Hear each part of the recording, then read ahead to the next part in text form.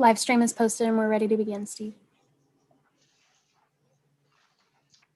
Good afternoon. As chair of the commission, I call this meeting of the Michigan Independent Citizens Redistricting Commission to order. This Zoom commission meeting is being live streamed to YouTube. For anyone in the public watching who would prefer to watch via a different platform than they are currently using, please visit our social media at Redistricting MI to find the link for viewing on other platforms.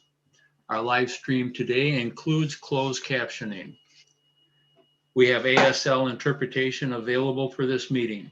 If you would like easier viewing options for the ASL interpreter on your screen, please email us at redistricting@michigan.gov and we will provide you with additional viewing options. Similarly, if you would like access to translation services during the meeting, please email us at redistricting@michigan.gov for details on how to access language translation services available for this meeting. Translation services are available for both Spanish and Arabic. Please email us and we will provide you with a unique link and call-in information. This meeting is being recorded and will be available at redistrictingmichigan.org for viewing at a later date should you choose to. This meeting is also being transcribed and those transcriptions will be made available and posted on redistrictingmichigan.org along with written public comment submissions. Members of the media who may have questions before, during, or after the meeting should direct those questions to the Communications and Outreach Director, Edward Woods III at woodse3@michigan.gov. For purposes of the public record and for members of the public watching, I will request the Department of State staff to take notice of the commissioners present. Sally, can you please take a roll? Good afternoon, commissioners. When I call your name, please unmute yourself and please say the city or county that you are attending remotely from. Doug Clark. Present, and I'm remotely joining the meeting from Rochester Hills, Michigan. Juanita Curry. Present, and I am remotely joining the meeting from Detroit, Michigan. Thank you. Anthony Eade. Brittany Kellum. Present and attending from Detroit, Michigan. Rhonda Lang. Present and attending remotely from Reed City. Steve Lett. Present and attending from Lee County, Florida. Cynthia Orton. Present, attending remotely from Battle Creek, Michigan. MC Rothhorn. Present, attending remotely from Lansing, Michigan. Rebecca Zatella. Present, attending remotely from Wayne County, Michigan.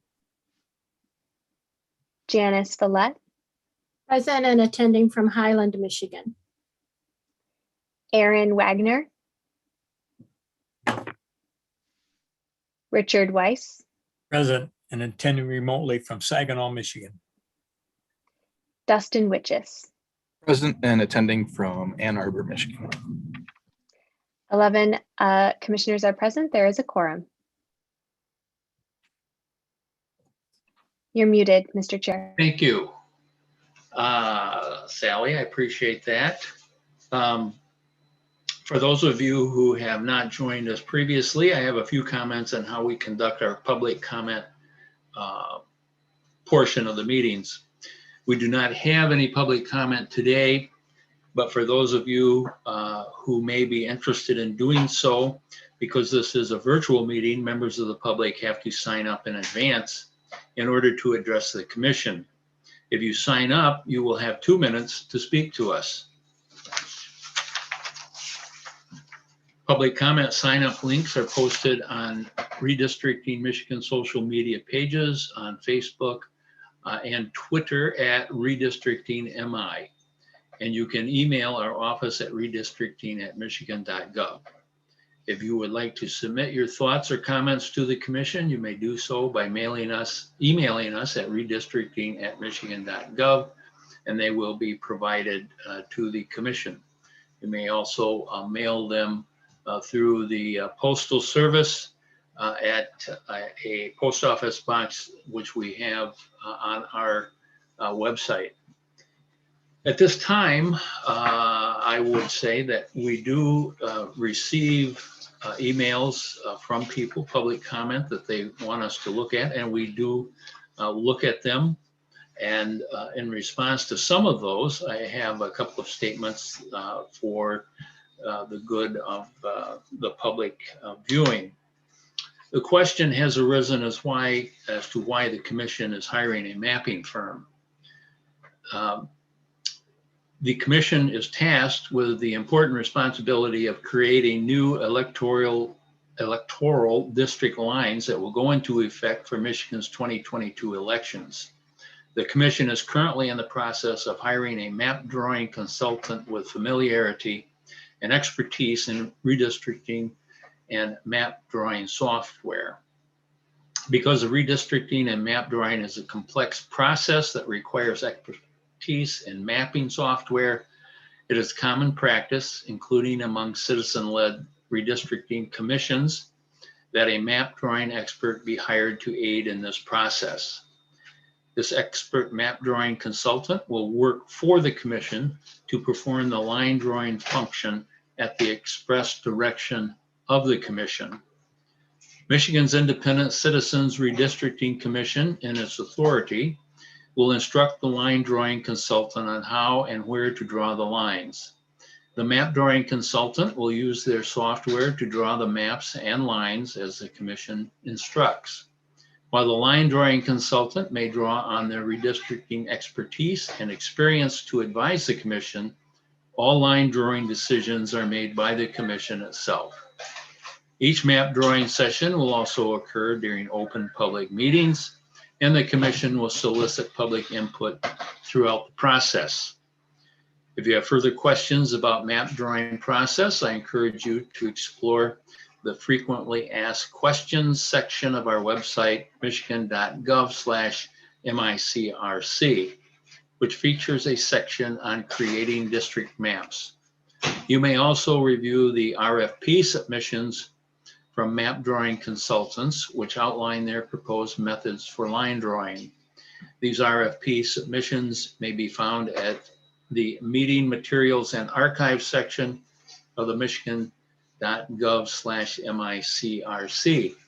I would further note that in addition to the congressional districts that we will be drawing, which will be 13 or 14, depending on the census, we will also be drawing districts for the state senate and the state representatives. So there are more than 13 or 14 districts to be drawn. Additionally, in my remarks today, I would like to address the remuneration or payments that the commission is receiving. As chairperson of the Michigan Independent Citizens Redistricting Commission, I would like to take this opportunity to thank the MICRC for their hard work, efforts, and investment to ensure fairness, awareness, and transparency and engagement in the redistricting process. Nearly 6 months ago, we embarked on this journey to ensure voters, not legislatures, would ensure a fair and free process for redistricting. Knowing the investment of time and our dedicated resolve in doing this work, we reviewed the Michigan Constitution of 1963, Article 6, Section 6, subsection 5, to identify an appropriate salary. It states, quote, "Each commissioner shall receive compensation at least equal to 25% of the governor's salary," close quote. At our MICRC meeting set Saturday, October 17th, the commission discussed the appropriate salary with this requirement in mind. The commission voted and passed to set commissioners' compensation at 35% of the governor's salary until the commission is dissolved.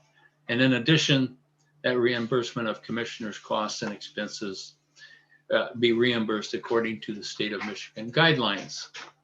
The commission continues to honor this vote and has not received any pay increase whatsoever since setting its compensation. Once again, I would like to thank my colleagues for their commitment, dedication to ensure fairness, awareness, transparency, and engagement in the redistricting process. At this time, I would turn to our director, executive director, Sue Hammersmith, who I understand has an icebreaker for us today. Oh, excuse me, Doug. Yeah, I'm looking at the agenda. I think we skipped item 3 and 4. You're right. Thank you. I got carried away. Adoption of the agenda. Has everybody had an opportunity to look at the agenda? Are there any additions or corrections or suggestions for deletions? Hearing none, I would entertain a motion to adopt the agenda. So moved. Second. All in favor, raise your hand. The agenda is adopted. We have 2 sets of minutes to review. Steve, Mark.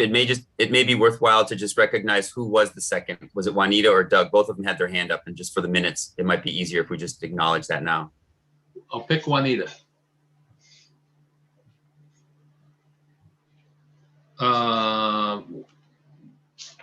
March 4th and March 5th. We'll take March 4th first. Are there any corrections or additions or deletions from March 4? If not, I would entertain a motion to adopt the March 4th minutes. So moved. Dustin? Seconded. Cynthia seconds. All in favor, raise your hand. All opposed, the same sign. It's adopted unanimously. Friday, March 5th. Are there any corrections, additions, or deletions? Not seeing any, I would entertain a motion to adopt the minutes as presented. So moved again. Doug just beat you by a hair, so we'll take Dustin as a second. Doug as a motion. All in favor, raise your hand. All opposed, the same sign. They are also adopted. Now, I think I'm caught up and we're up to the executive director, Icebreaker. Okay, just a very, very brief report this morning. First of all, good afternoon, and thank you for your continuing work towards developing fair, nonpartisan redistricting. You are appreciated. Provided for your discussion today are 2 resolutions. One will confirm the locations for the public hearings and another to adopt the budget. Also, I just want to remind you that the proposals for the VRA legal counsel are due on March 17th. So we're awaiting bidder replies on those proposals. And for our icebreaker today, my question is, do you have siblings? And if so, where are you in the lineup according to your ages? So who would like to start? Richard, would you like to start for us this morning? Oh, I believe I can handle this. Yes, I'm the oldest. I have a sister that's 5 years younger and a brother that's 10 years younger. 5 years apart, huh? Doug, how about you? There were 3 other siblings in my family, and I was the firstborn.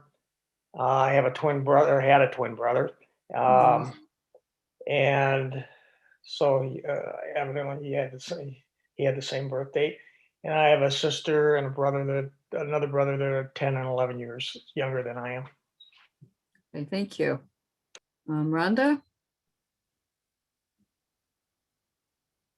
Does this include step siblings? Because I have a half sister.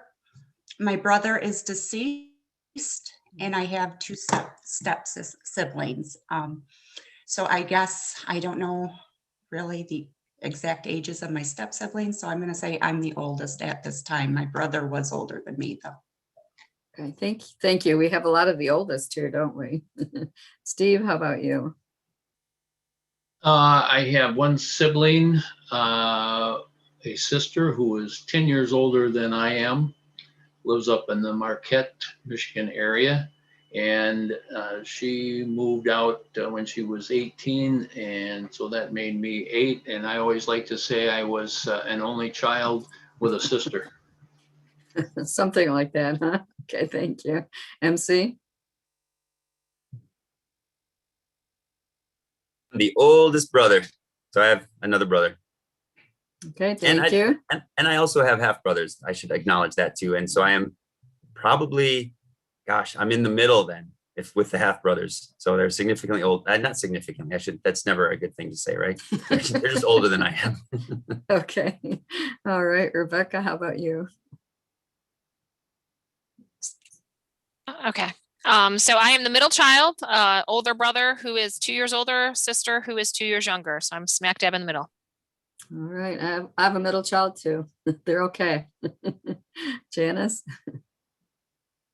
I'm the youngest. I have a brother and a sister. My brother passed away about 20 years ago, but I still have a sister alive. Okay, thank you. Thank you. Juanita? Yes, I am.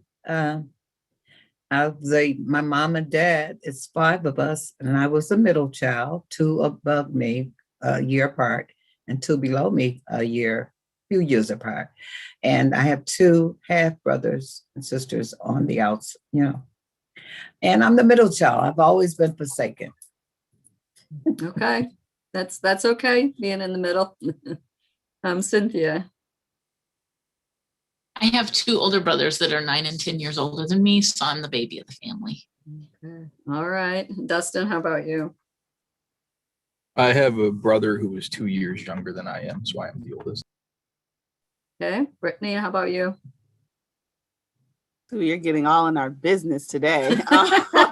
You don't have to tell anything more for than some people, what I asked. but no, it's okay. I'm raised as an only child, and I have a host of half siblings. I am unsure of where I fall in the lineup. I'm probably closer to the younger end, but there are tons of us. I wish I knew more of my siblings. Okay, thank you for sharing. How about you, Anthony? Yeah, so we have a large family. I have a brother who's 12 years older than me, a brother who's 2 years younger than me, another brother who's 3 years younger than me, and then the only girl is the youngest. She's the princess of the family. She's 7 years younger than me. Okay, thank you for sharing. Edward, how about you? I'm the oldest of 3.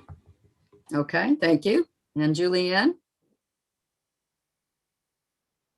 Good afternoon, everyone. I am the only daughter, so I have all brothers. Okay, thank you for sharing. I grew up in a family with 5 children. I was the second after my older brother, but the oldest daughter gets to be the other mom, right? So I was kind of like the other mom of the younger siblings. So that's how I grew up, with 5 in our family. So thank you very much for sharing today. And remember, my door is always open. Call me anytime with questions, concerns, issues, happy things, whatever you'd like to share. My door is always open. So thank you so much. Problem is we don't know where your door is, so. It's right behind me. See, I mean, there's doors behind me, and on the other side of the door is a flip chart that my 8-year-old granddaughter drew that says, "Keep out" in a Zoom meeting. Just saying. There you go. All right. General Counsel report, Julianne. Thank you, Mr. Chair. Good afternoon. My update today has 4 brief components. First, my work on the remaining policies and procedures, as well as the petition to the Michigan Supreme Court, is ongoing. Secondly, I anticipate circulating potential dates associated with the request for extension from the November 1st deadline to the Commission in advance of either the March 18th or March 25th meetings. That will be an action item on the agenda. Third, consistent with your direction on March 4th, provide the draft language for the addition of the racially polarized voting analysts to the contract to the commission for review in advance of your March 18th meeting. This will also be an action item on the agenda. I was hopeful that it could be distributed prior to today's meeting, so I apologize it could not be circulated with the appropriate time for the commission to review. Lastly, I would like to acknowledge that next week is Sunshine Week. This initiative was launched in 2005 by the American Society of News Editors, now known as the News Leaders Association, to promote open government. So I would like to highlight that not only has the MICRC adopted policies that enshrine the pro-disclosure intent of sunshine laws, it also operates pursuant to the requirements on transparency and disclosure set out in the Michigan Constitution, which establishes a stringent process to create transparent, fair, and nonpartisan maps. These structural requirements not only promote transparency and public participation, but also serves as important checks and balances, including the random selection of the 13 commissioners conducted in an open process, the conduct of your meetings and hearings, inviting wide participation by the public throughout the state, receive and consider submissions from the public, which also become part of the MICRC's official record. It sets forth the process and criteria for drawing of maps by the MICRC, and it requires support from commissioners of both major parties, as well as those who do not affiliate with either major party for key decisions, and most importantly, the adoption of the final maps. But the foundational component and purpose is shifting the responsibility for redistricting from the partisan legislature to the independent MICRC in accordance with the open and transparent process and protocols set forth in the Constitution. Thank you, Mr. Chair. Thank you, Julianne.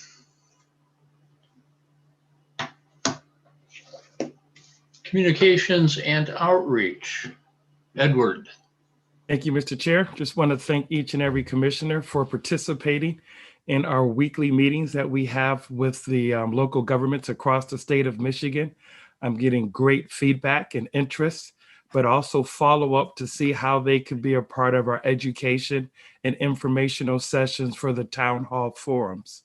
So just want to express my appreciation. We are now close to 80 presentations that we've had just with local governments that are scheduled. In addition to the 80 that will be done by April, we're also getting requests for speaking engagements across the state as well. So people are appreciative that you are out and about and willing to make presentations. So I want to thank you for doing those as well. And as they come in, we'll continue to get those scheduled. But we're close to about 100 when you add our local government meetings and our requests for presentations that we're getting. So that's a good number. And I just want you to know what's taking place with that. Secondly, I want to remind you, if you have not done so already, to select your pictures and turn those into me so I can get them edited. If you have not done so already, please remember to select your pictures so I can get those edited as well. And that's all I have for this time, Mr. Chair, because I have 2 presentations a little bit later. All right, thank you, Edward. Sally, does the Secretary of State have anything for us today? Hello again, commissioners. I'll be very brief, just to share that we have been working to procure the public comment submission tool that we had talked to you about now several weeks ago. We hope to be able to share an exciting update on that next week. So hopefully you'll hear more from us then. Thank you, Sally. All right, back to Edward with some unfinished business. Some more information on proposed public hearing locations. Edward. I think Richard had a hand. Oh, I'm sorry. Oh, your animated hand is up, Richard. Okay. Okay. Edward. You're muted, Edward. Can you hear me? And can you see the presentation? All right, thank you very much. Once again, we had an update proposed scheduled public hearings. And when we revised this, how did we do it? Well, we did it with input from the commission, a reevaluation of access to urban, suburban, and rural areas, maximize access to communities of interest. This is not in any ranked order. Impact of COVID-19, because we do believe that we'll have social distancing and mask requirements, a review of public comments, cost estimates, collaborate with local governments and or community organizations to host town hall forums. So knowing that we could not go everywhere, we did note that we could have educational information sessions where the commissioners could go across the state to provide those. Got a lot of input from the commission, so trying to put all of that and summarize that together. There was also concerns about timing and travel days. And so just want to share what I have at this time. Each of the areas represent a district so that we have the equal population. And we did add 2 to address the concern of rural areas, as well as the concern that was raised about Southeast Michigan in terms of the northern Oakland County area. A proposal, and these sites are subject to change, but they're just suggested sites. But we do want you to look at the dates, and I want to make sure on this particular slide that this date is correct. Okay, good. May 4th is a Tuesday. We'd be at Treetop Resorts. And the reason why I'm giving you first and second is that we can get possibly a discount by hosting identifying our second place for the public hearings. So Treetop Resorts and Gaylord, suggested spot. Marquette in the UP, first and second hearings in both of those areas. So what I'm proposing is 16 sites for the first public hearing and 8 sites for the second public hearing. Once again, 16 sites for the first public hearing and 8 sites for the second public hearing. Muskegon and Grand Rapids. Grand Rapids would host both. And once again, we're looking at Tuesdays and Thursdays. On Thursdays, we would have our meetings, our weekly meetings in the respective areas, in addition to doing the public hearing. Once again, we would have our weekly meetings on Thursdays in these respective areas, in addition to the public hearings. We're looking at basically 8 weeks, 2 times a week. The following week, we would be at Jackson Community College. And looking at Kalamazoo, we wanted to make sure we had something more in the rural areas that could address Southern Michigan. And so we moved it to Jackson. And then also we got some public comments and have Kalamazoo as relates to Wing Stadium, just a suggestion. Second place, Midland, Grand Banquet and Convention Center, and then in Lansing at the Lansing Center on May 27th. Pontiac on June 1st, in Flint. Novi on June 8th, and Dearborn on June 10th. Detroit at Wayne County Community College Northwest on June 15th, and the TCF Center, formerly known as Cobo, on the 17th. Blue Water Convention Center on the 22nd, and in Warren at the MRCC Banquet Center on the 24th.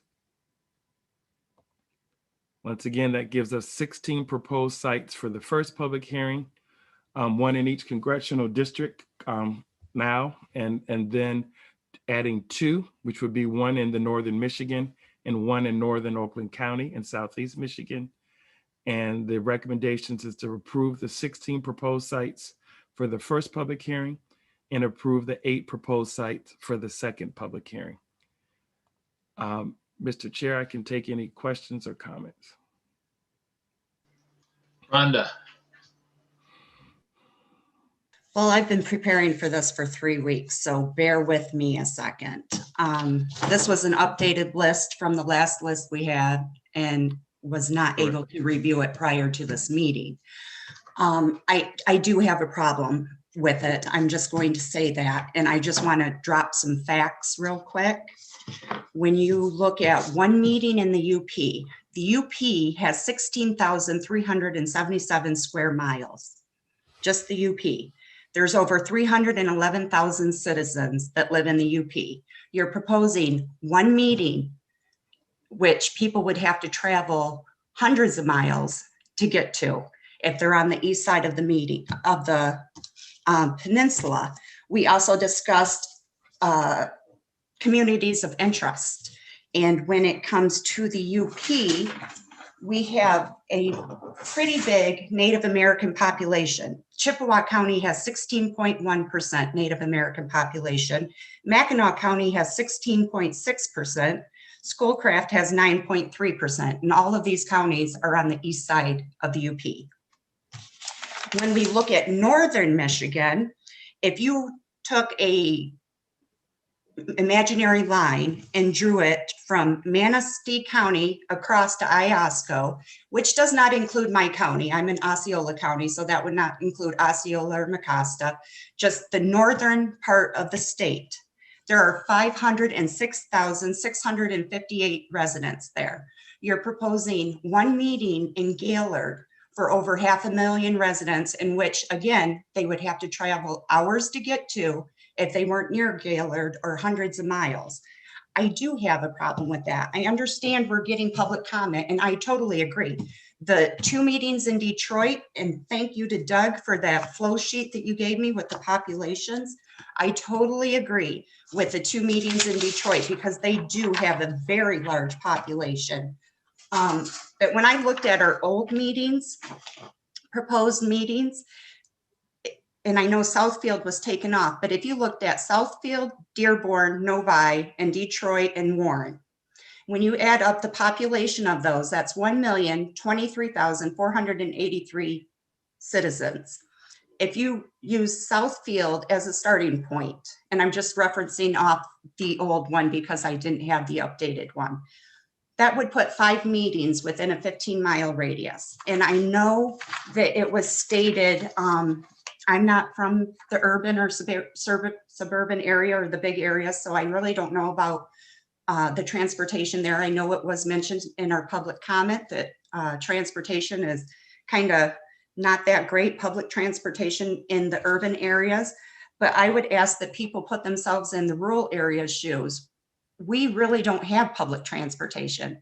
Lake County next to me has a cat bus, which services Lake County, but you're going several counties away for a meeting. That cat bus is not going to take anybody from that county to that meeting. So again, transportation-wise, we had a gentleman during our public comment that talked about economic disenfranchisement, people that economically, making it easy for them to get to meetings. The University of Michigan actually put out a wonderful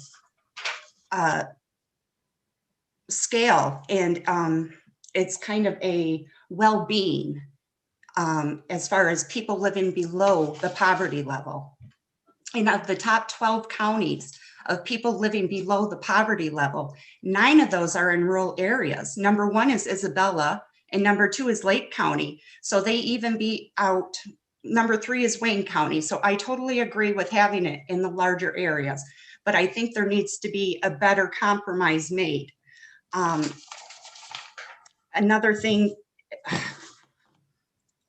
we had a gentleman talk about the Hispanic population. I had recommended Sturgis for that reason, because based off from the US Census American Community Survey, Sturgis has the highest population of Hispanics in Michigan as far as any one city. And also it's located in St. Joseph County, which I've spoken several times to staff about. Another potential community of interest would be the Amish. They have their own cultural beliefs, and transportation-wise and phone-wise, communication-wise, a little harder. You have a population right in Centerville of over 2,000, not to mention several other counties.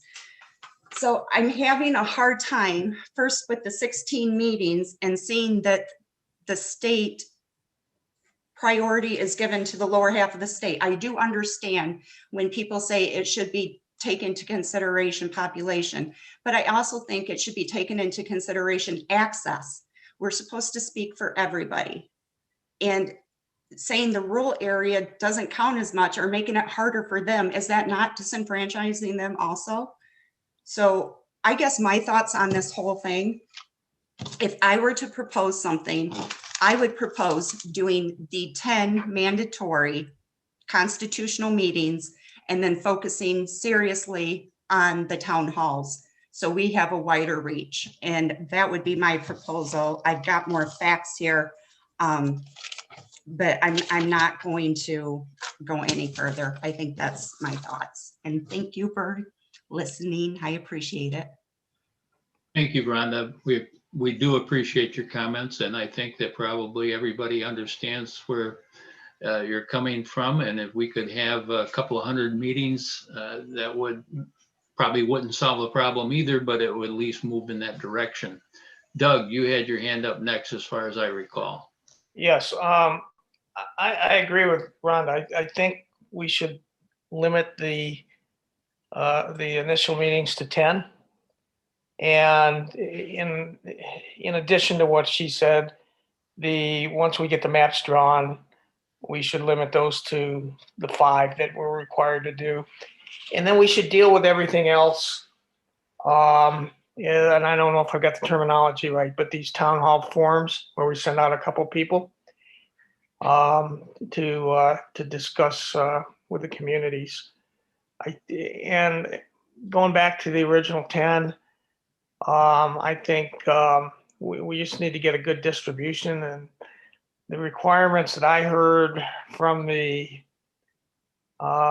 comments last week was population in rural areas were the 2 key items that we need to identify cities from. So we need to distribute the 10 according to that, and distribute the 5 according to that, and deal with the rest, as Rhonda indicated, these town hall forums. I yield back.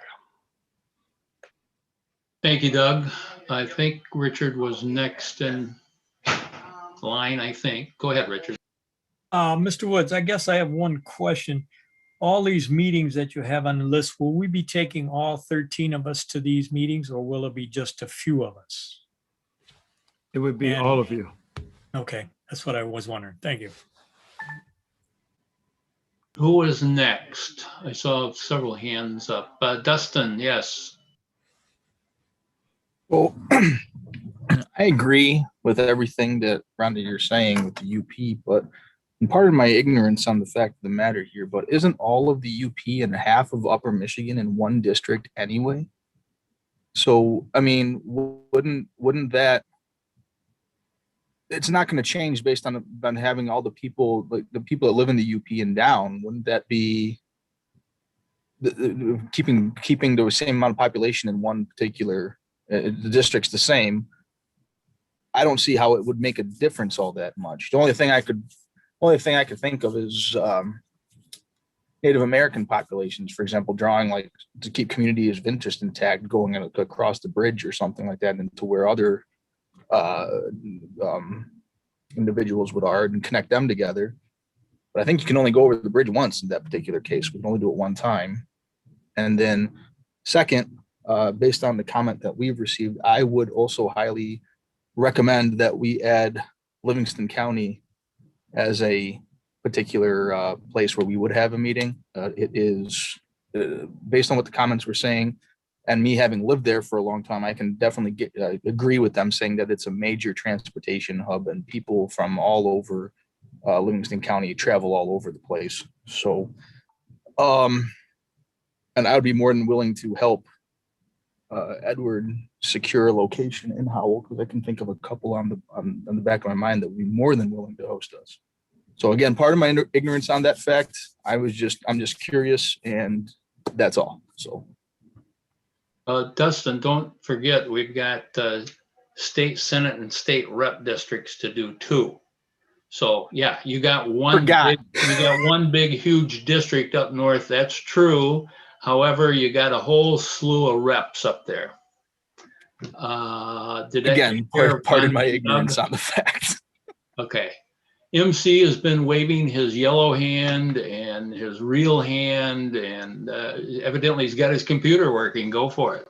Yeah, but I think I got maxed out. I think we've got a lot of people working from home, so my video, I'm going to go off video and keep talking. What I was hoping that we might actually discuss is how, I think it has to do with public perception. What I mean is, we know that we have more than just, right? We're already considering town halls.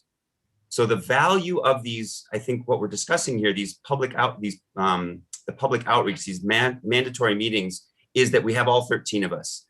It seems like we should really be aware of, we have so many ways to reach us, right? Not just these town halls, but it seems like there's a public perception piece here. And I think we should try to understand and discuss as commissioners, right? How do we want to use all 13 of us, right? And do we need to sort of, right? We're not going to make a decision that's going to be that makes everybody happy. We're not, right? We're going to have to make compromises somehow. So it feels like if we can try to understand the difference and educate ourselves, frankly, on the difference between all 13 of us going to a meeting, right? The town halls where there's just two or three of us, right? The communication links and ways that people can get to us virtually, right? That is equally valid.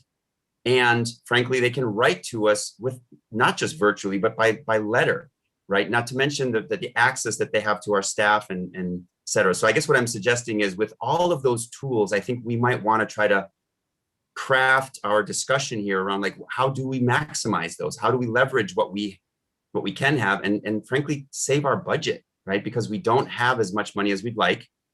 And I'll just leave it at that.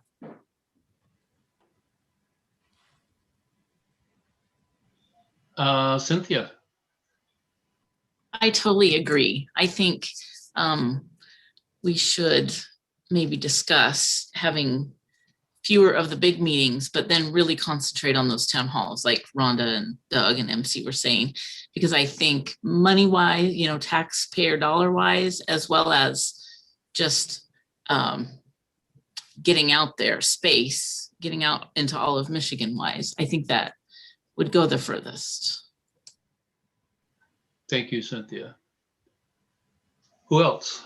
Just have a small thought. It's a little underdeveloped because of the way that sometimes I process things, but so I see what folks are saying, and I know that I'm speaking right as a native Detroiter, and I encourage us just to, in whatever we decide as a commission, to make sure that the voices in this Metro Detroit area are heard, given the public comment, given some of the decisions that we've made recently as a commission, and then now thinking about how we're refocusing these meetings. I think for me, our public perception, but also the voice of the community is extremely, extremely, extremely vital. So as long as we're having even sprinklings, especially knowing the area, Novi is about 25 minutes sometimes away from me. I have a car though. Our bus system sucks. It's not bad, it sucks. There's no way to mince that. So some of these locations, even like Dearborn, can be a reach. Southfield might be a reach for some places. I am fine with town halls. It might even be of interest to find local libraries, like really getting into these neighborhoods and encouraging them to vocalize their thoughts about the process. So that is my $1.50 on that. But if we're going to go back to 10 meetings, then we better take heed and listen to what has been shared. Thank you, Brittany. And, keep in mind, we do 10, full commission meetings and say, let's just say we do 2 in the city of Detroit. Doesn't mean we can't go back there with town hall meetings in Detroit and spread them out. We get a big meeting and we see what the response is and figure, well, we need to come back with 2 or 3 of us and do town halls at various churches, social clubs, whatever. I think that can be done. Anthony, you had your hand up.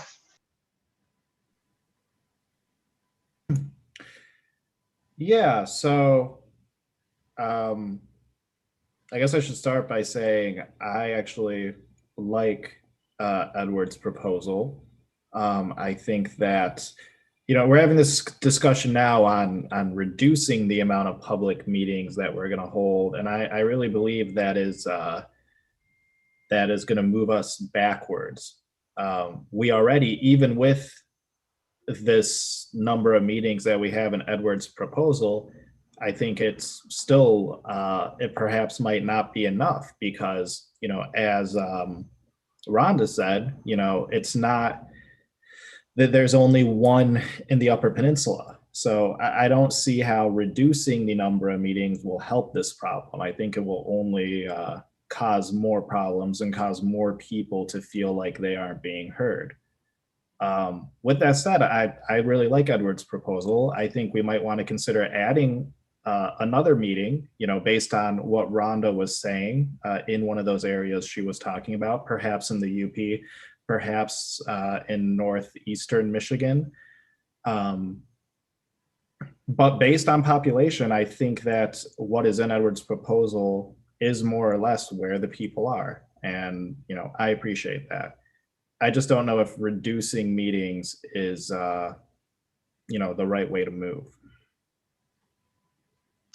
Thank you, Anthony. I would note one of the things that Rhonda has brought up as far as the UP and Northern Michigan, and I live in Northern Michigan now, and I'm familiar with the UP. There is no real public transportation up there, but people are really used to driving a long way up there because they don't have a choice. That doesn't mean we shouldn't have more meetings, and town halls up there would be excellent. Cynthia had her hand up, and then Doug, and then Rebecca. Juanita. Okay, so I think to clarify what I was thinking, I do like Edward's proposal as well. I like the timing of it, that we aren't doing 4 days all at a time. I don't think that would work for all of us, but I think this timing would work better. And I do see that we're, you know, trying to cover the state. I just think my thought on that is more meetings would be better, but we can't possibly do enough meetings to make it fair or to cover everyone. So that's why I think we may just need to cut it off at some point and then use the town halls. Thank you. Can I go to Juanita, please? Thank you, Steve. You know, I'm trying to be a little quiet and listen, but we hired Edward Woods to do the communications work and all of that. And I'm trying to respect the fact that he knows more than I know, or we know. That's why we hired him, more or less. So I think that when he decides to present to us his ideas, I know we should comment and say what we have to say, but I'd like to really remind us that we have to respect that we hired him for this. And I think he knows the best route and way to go to get the job done. And it's no reflection on anyone. That's just my feeling. Thank you. And Rhonda. Juanita, I always respect your comments. You're so wonderful. I do respect what Edward does. He's got a lot on his plate, but what it comes down to is we are the commission, and it really is our decision. Edward is getting the word out there for us, so we have people that come to these meetings, but I feel it's our job as the commission to decide where these meetings are. That's how we're independent. It's not one person saying this is where we're going to go. It's a group effort. And going back to the 10, Anthony, my thought, just so you know what my thought was on that, the 10 meetings with all 13 commissioners, I think it would be easier to have 10 with all 13, and then really it would free up a little more time to where we could expand the town halls and get more meetings. Whereas if we're doing 16, 20 with all 13 of us, then I think that diminishes the amount of town halls we can do. So it would diminish our reach to everybody in the state. And that was just my thinking on that. And I just wanted you to know where I was kind of coming from. Okay, I think Edward's got a comment, so I'm going to go to him first and then to Rebecca, I believe. Once again, I appreciate the deliberations, but like I said, this is a recommendation, but I do want to give you some thought behind it. And that's really coming up in my next presentation. But the advantage of the public hearings are they will be aired. It's a technology component in terms of broadcasts, whereas the town hall meetings will not be live streamed. The other advantage of having these 16, and I'm hearing everything everyone's saying, is while we're up there, we want to do town hall meetings to be efficient when we're in the UP. So everywhere we go, we want to take the opportunity to do town hall meetings, to go to the coffee stops, the Starbucks, the Big B's, or what have you, and meet with folk. So it's not just doing the public hearing. There's a travel day on Monday. There's a travel day on Wednesday. So instead of having people go up multiple times, we wanted to take advantage of that week to do the radio interviews, to do these different meetings so that we can be a little bit more efficient. So you have a couple things going. You have the live streaming function that happens when you have these public hearing meetings. You also have the town halls while we're out there. And I would submit to you that we can do more together than we can apart in terms of being concentrated in these different areas. And so please don't look at them as just separate events, but think about what we can build into that week. And some of the feedback I got was, it's a lot when you're doing 2, 3, 4 meetings all in the same week. So we pulled that out so that there could be some opportunities to do town halls while we're there, to do informal meetings at the coffee shops, what have you, do things with county commissioners because we've gotten requests for that. So please do not look at the schedule as these are the only 2 events.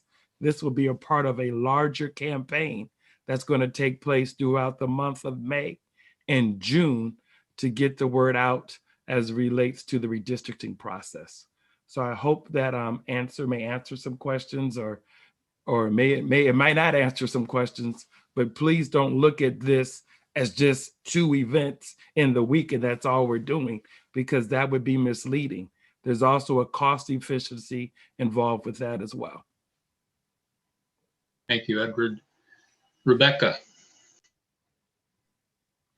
So first, I just have a quick point of clarification for Edward, because I want to make sure I'm understanding this correctly.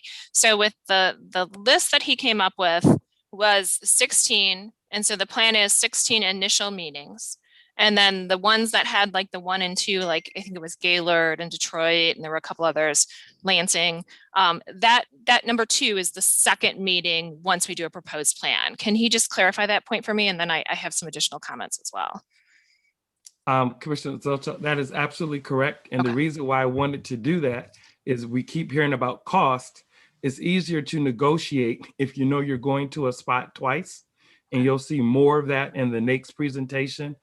Sue wanted me to give a comprehensive explanation of what's going in to these communication and outreach meetings, basically these public hearings, and you will see that. But I really wanted to be able to negotiate twice. I mean, if that is not the desire of the commission, that's fine. But I was just, how can I say, demonstrating that I'm listening, in terms of costs and getting the discounts. And the places that I've contacted are willing to give us a discount for a multi-day, for using the site more than once. Okay. All right. So then my other thoughts are with respect to Livingston County, and I know we have seen a ton of public comments about Howell, Brighton, Livingston County, living in this area. It's 30 minutes from Livingston County to Novi. It's 30 minutes from Livingston County to Lansing.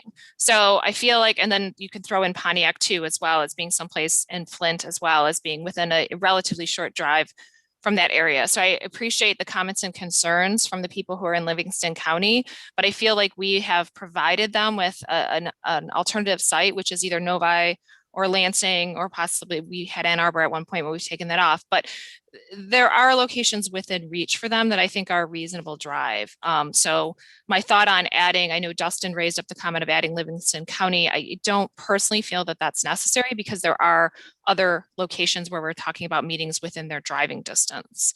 In terms of, I feel like we kind of tend to get bogged down a little bit on this concept that the meeting is somehow critically important, that we have it in, we're getting a lot of requests from rural and urban where people want the meetings, with this view that somehow the meeting is this critically important event, that there's no other way that people can communicate with us. And I just want to point out that so far in our interactions with the public, the majority of the comments that we're getting have been via writing, via email, and that is mostly how the public is interacting with us. And if we are unable, due to budget constraints and time and just decisions of the commission, able to have meetings everywhere where we might dream of having them, that doesn't mean that there's no way for the public to communicate with us, because most people are communicating with us in writing, and there are other methods where people can get their message across to us other than having to attend a meeting. That's not the only way to communicate with the commission.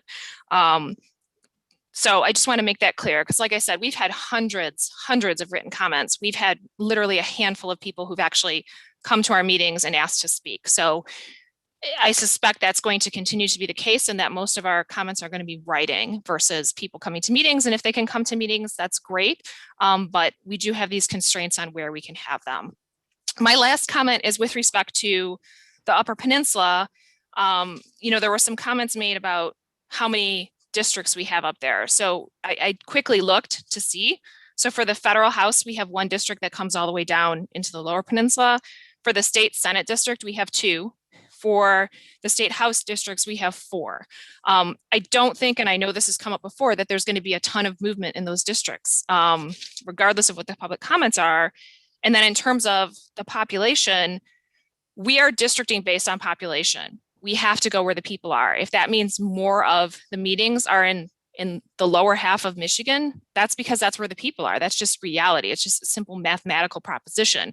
It's not an effort to ignore or to disregard the feelings of people who are in the rural areas. It's just a point of population. We have less than 3% of the population in the Upper Peninsula. If we're going to be having 10 meetings, we should be covering at least 10% of the population at each one of those meetings, not focusing on having meetings in a rural area where we're thereby ignoring the people who are in the more populous areas, which is literally, you could draw a line at the thumb, and that's where most of the population is. It's below the line. So I think the target for these more rural areas should be the town halls. I think that the map that Edward came up with is fantastic. It's got 14 meetings in the 14 districts that exist right now. So it's very much based on the population. He threw in 2 extras to accommodate Northern Oakland County, which is Pontiac, and then a second location in Detroit, which is our largest population center. I think that's fair. I think that's equitable. And I think to the extent we want to do more smaller meetings elsewhere in terms of the town hall meetings, we can supplement that. But I think the list that we have right now is good and fair and equitable, and will allow a large number of people to attend these meetings. And then to the extent, like I said, we can fill it in with town halls, I think that's probably the best solution to do that. Thank you. Janice. I'm not certain I need to talk anymore because Rebecca just said everything I was thinking. I think I like Edward's plan. I think that we should have the major meetings where the population is, and we can hit the rural areas with the town forums. I mean, I couldn't have said it better, Rebecca. Thank you. Dustin, you want to talk now, or you want to let Rhonda have her turn? Rhonda. Okay, first I just want clarification. When you're talking travel time, Edward, so you anticipate us being gone 4 days out of the week still? I know you said no meetings 1, 2, 3, 4, but you still plan on us, you're saying meeting, 1 day travel, meeting, 1 day travel. So you're anticipating us being in hotels 4 days a week and traveling?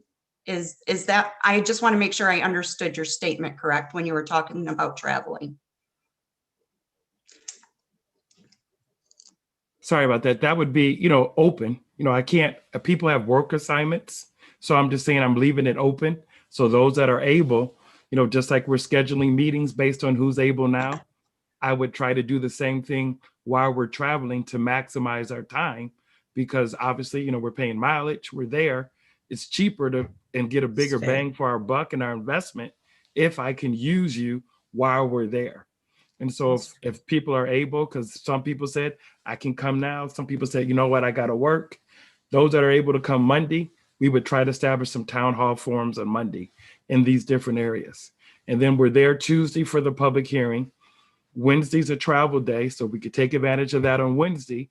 I could use that as well. Or if people had to go back to work, that's fine. And then we have the Thursday for the public hearing. And so that was just being a nod to being efficient and maximizing the use of tax dollars.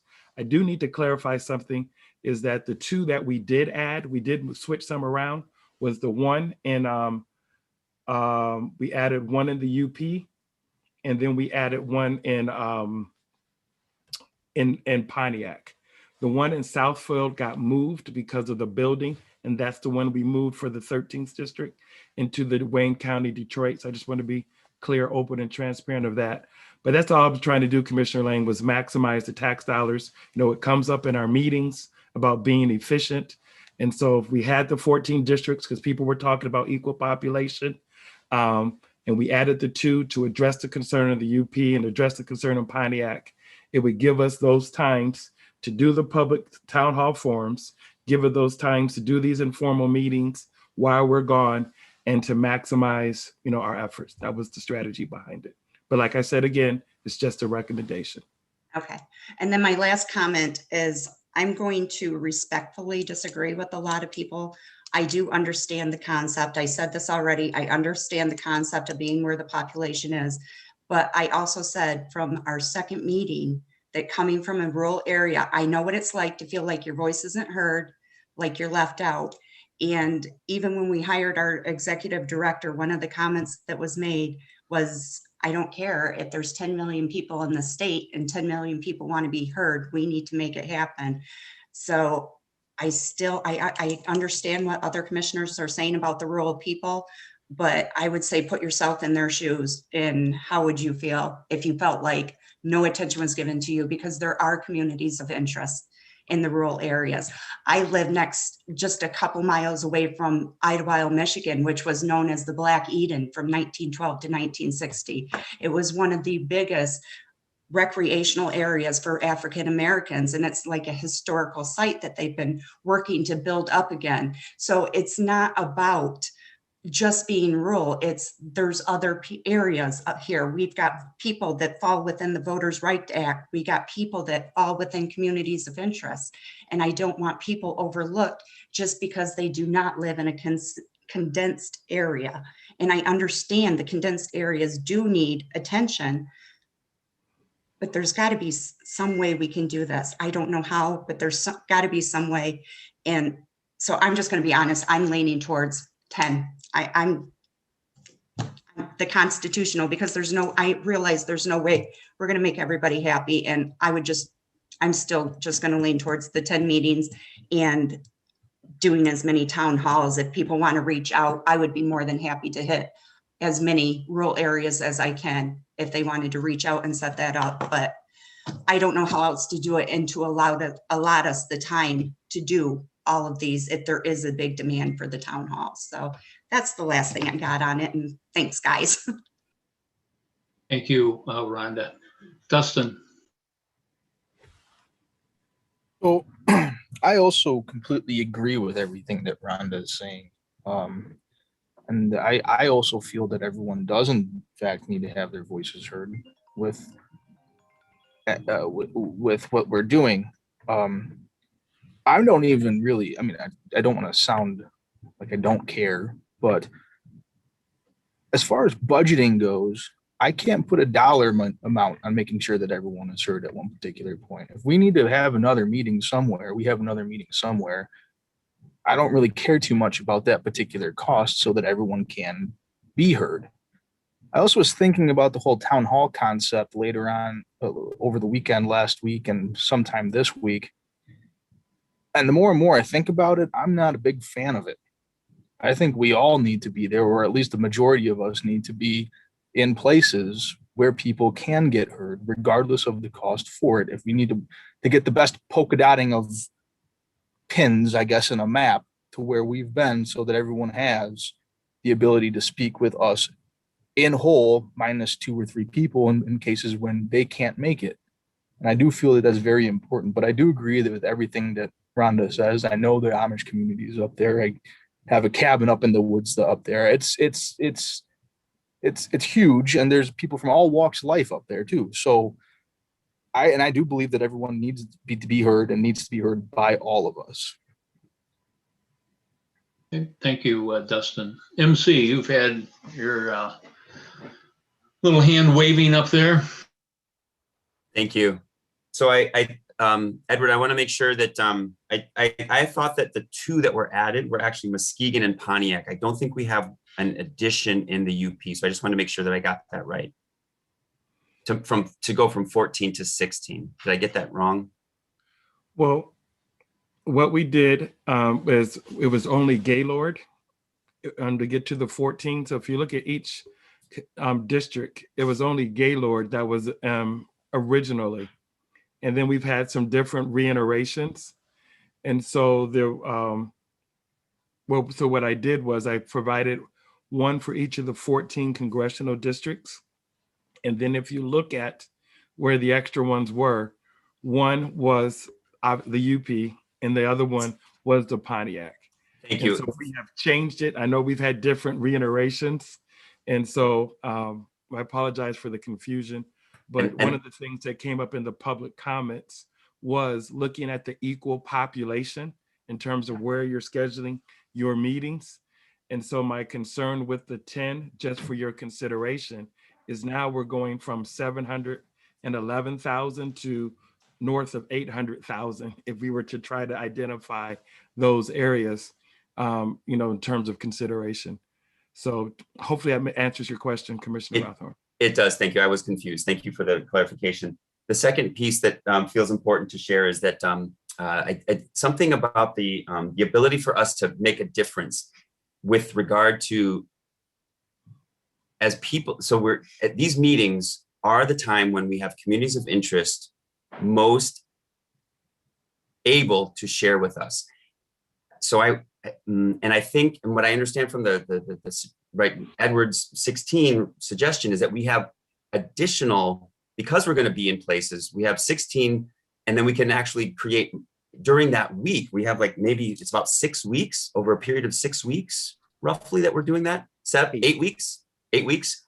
So we have that many more weeks that we can actually add town hall forums. So I feel like we're leveraging our, I like the 16 and the second round. I feel like we can have more input. And I recognize there's complexity with this, and whatever that Edward has done is in consultation with Sue and the rest of the team. And so what I feel like is that this suggestion takes into consideration a lot of complexities that I think Juanita was trying to speak to and has been appreciated over and over. But it feels like the 16 and whatever we've got suggested may actually help us create as many opportunities to hear the Amish, to hear the native populations in the UP. And all of those pieces feel really significant. And so, that's where I'm at. Thank you. Janice. I just want to say, I don't think any of us are trying to leave anybody out. I think that we need to do the meetings where we have the most people, and we need to do those. And then we take the town forum and we look at it this way. We understand the problems that they have, the travel, the internet and all that. And we're going to take the meeting to them. We're going to do the town forums. We're going to do them in their areas where it's easy for them to get to. And that's all I want to say. Okay. Julianne, you're going to add something that's going to further our discussion before I call on our other commissioners?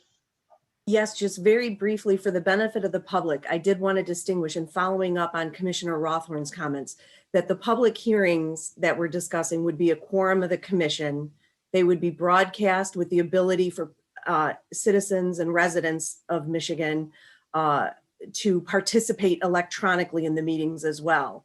Any meetings that we're talking about noticing and being open to the general public, for an example, the town hall forums, those would be properly noticed, open to the public, but they would not have a quorum of commissioners and not have those electronic broadcasting, as Mr. Woods indicated. I just wanted to be very clear for the public what that distinction, the main distinctions between those events. Thank you.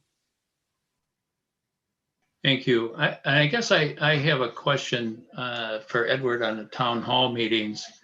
Are those not possible to do without like we're doing here with the professionals, but we could do them on FaceTime or Zoom or something so people could in fact get in? I'm not asking for an answer now, but I think it's something I want you to take a look at. Oh, we've looked into the virtual, so as long as they're properly noticed, that's something that we can also do. Okay, Rebecca. I'm just curious. So I know Rhonda has proposed cutting down to 10 and some other people have mentioned that too. Who are you planning on getting rid of from the list of 16 that Edward proposed?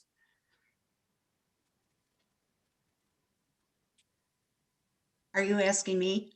I'm sorry, Rebecca. Yeah. I mean, who are you suggesting we should get rid of to go down to the 10? In all honesty, I don't know. I would have to review it because I just saw them today. These proposed ones were not the same proposed ones that were on last week's. So I don't know. I honestly couldn't give you a straight answer on that. Like I said, I do think because looking at Detroit's population, where Detroit has a population of 664,139 residents, obviously, I think the 2 in Detroit is an excellent idea for population wise. I know Anthony, with his background and everything, I think maybe Dearborn, I think Anthony might agree with me there that Dearborn would be important.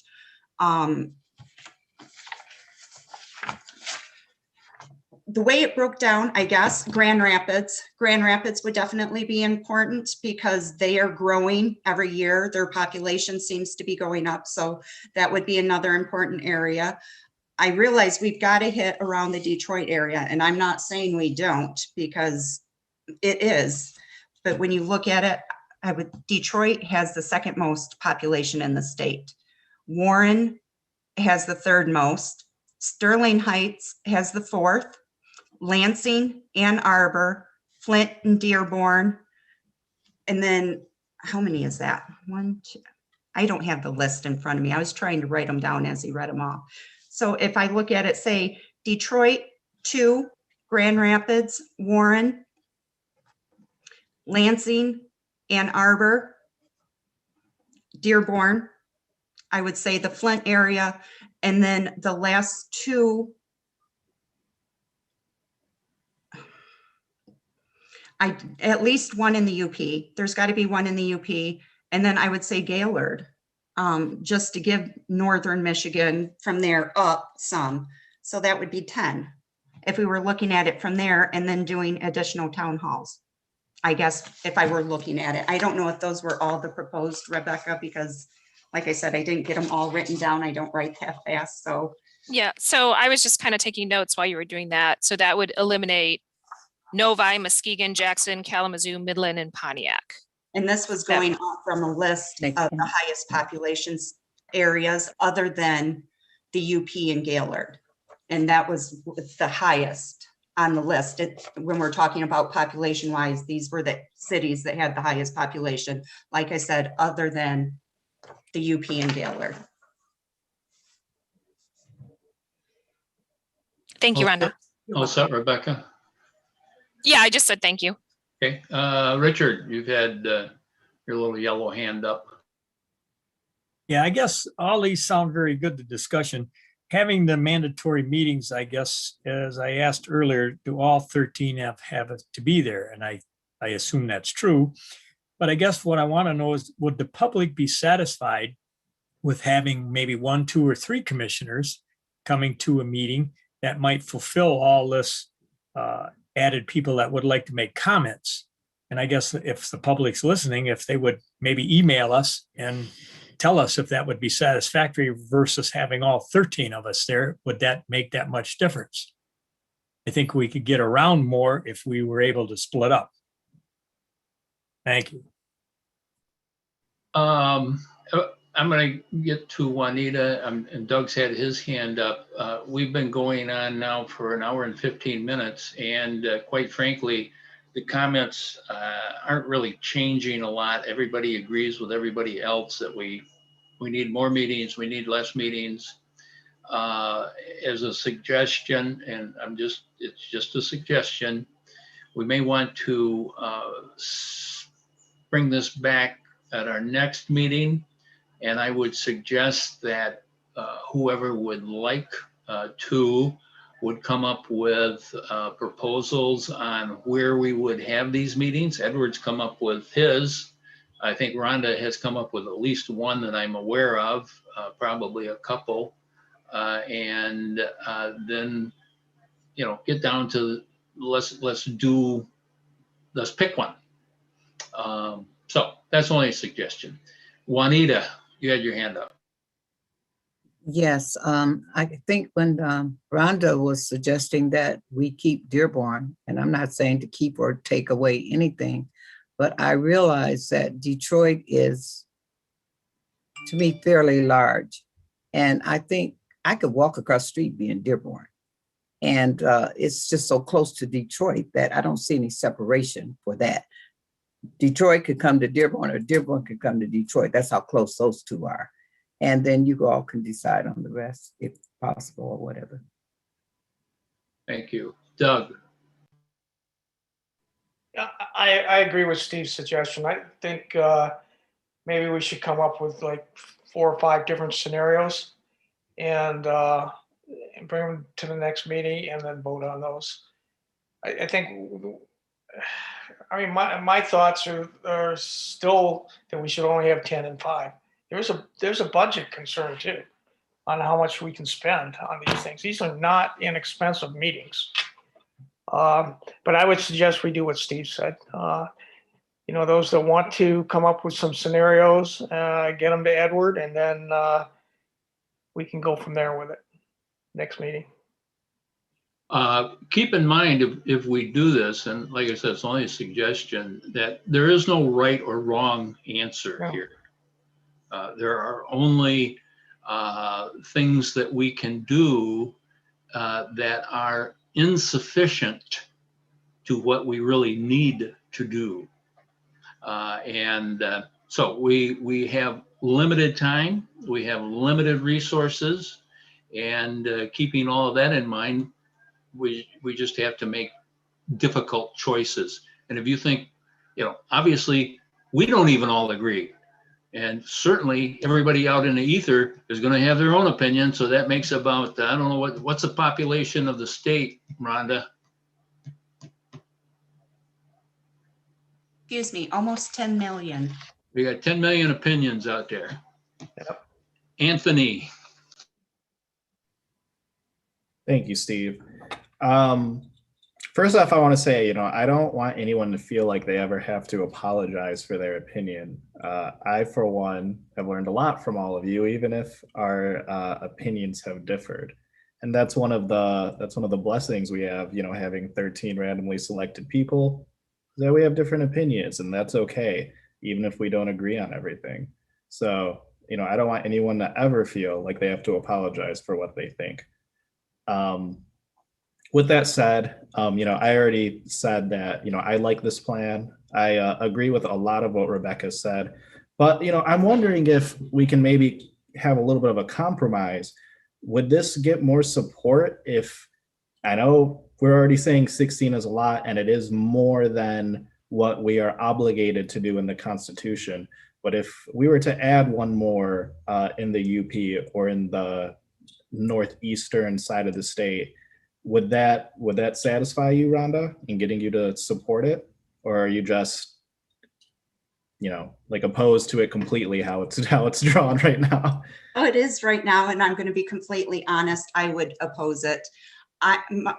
At this point, I've thought about it since our last our last meeting, excuse me. And I want to do the town halls and as many town halls as possible because I feel that is how we're going to reach the most people, especially in the rural areas. And I want to be able to have the time to do these town halls. I mean, if I had some in the rural areas that wanted to be heard in person and I had to go 5-6 days a week, I'm willing to do that, is what I'm saying. So with what is entailed with going to these meetings, being out of town for these meetings, I think that it would also take away from the opportunity to have so many more town halls. So that's why I'm leaning towards the 10 meetings that we are required to do.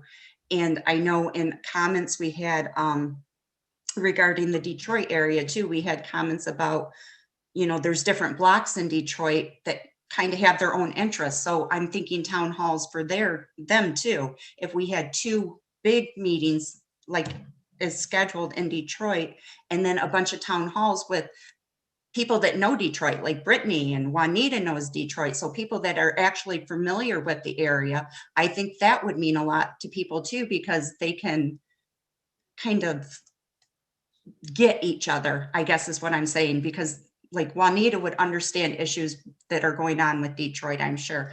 Brittany would. I mean, she said she's a lifer Detroiter. So I'm kind of looking at it in terms of that, where there could be so many more town hall meetings, which would make it possible for even more Detroiters, those who may not have the best public transportation to even get to the 2 in Detroit. So I guess that's where my mind is. And even adding one more, like I said, there's an invisible line there in the UP that doesn't even include my county. So I don't want anybody to think that I'm including myself. I'm about an hour from Detroit or Grand Rapids. So this is just up there. There's 500,000 people. So town hall wise, that's what I'm leaning. So adding even one more, it's still not going to make everybody happy. I know we're never going to make everybody happy. And that's why I am going, leaning towards the 10 in multiple town halls. So thank you for that. And, you know, I would love to join you on any town halls that we have to supplement these, you know, larger public hearings. And I think many of us would too, you know, as long as people have time for it. But, you know, my opinion is that I like this plan and I think that it gets us in front of the most people, you know, in our state as possible. So, I mean, we could table it like how Steve said, or we could see how many people are in support of it. I mean, we might have enough people to support it now, or we might not. It might be good to see that. Okay, Brittany, and then Rebecca, was then first. Juanita, and then Doug. Rebecca, you can go first and I'll go after you.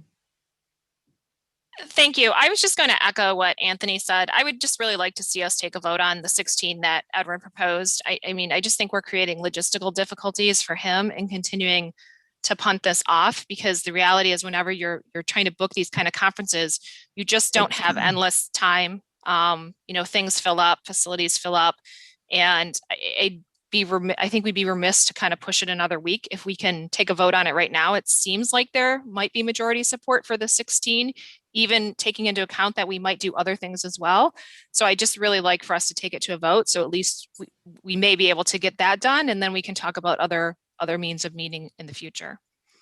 Well, in order to do that, somebody has to make a motion. There's nothing on. So quickly, those are my sentiments, along with, yeah, I think that if we start to offer up different drafts of things, we'll enter a rabbit hole and it will still elongate the discussion and we'll go back and forth. So I make a motion to take a vote unless someone has something before that motion. I will second that. What are we gonna vote on? We vote on a specific plan, or are we just voting on to go somewhere? Maybe the resolution. Edward had a resolution that was submitted. That's been offered. All I'm asking for is clarification on the motion. Brittany. So the motion would be to vote on the approve the 16 proposed sites for the first public hearing and approve the 8 proposed sites for the second public hearing, if I have understood the discussion correctly, as Edward presented. And that would be at the locations that were listed for the 16 and the 8? Yes, Mr. Lett. Okay. Rebecca, is that still your second? That is still my second, yes. Okay, we're open for discussion. Juanita? No, well, I'm in agreement with that, but I just wanted to kind of throw out there that because we are so public, if we favor anybody, we're going to get a lot of, we favor one place opposed to another place with showing any kind of favoritism to what we were saying. We're going to get into a little, what I think Brittany said, a rabbit hole or something, and we don't want to do that. Well, we're definitely going to get comments, so you can bet your life on it. Doug? Yeah, after we take the vote, I'd like to make a few comments relative to how we're going to pay for this. You know, what process we're going to use to pay for it. So I don't know if this is the appropriate place to do that. Cynthia? I don't mean for this to take a long time because I know we've been at this a while, but I'm wondering if Edward and maybe Julianne can just clarify a little bit what a town hall would look like, how many of us can be there or how many of us need to be there. If it can be streamed, just some of the details about it so we can take that into consideration. Julianne, why don't you do the legal requirement? Perfect. Thank you. So that's an excellent question. And what I was commenting on earlier for the benefit of the public. So the commission, a quorum of the commission is 9 or more members to conduct business at a meeting. The requirement is that there has to be two-way public participation throughout the state. The meetings have to occur throughout the state, all of that. The town hall forum would fall under one of the exceptions to subsection 11. So it's just dealing with communications to the public.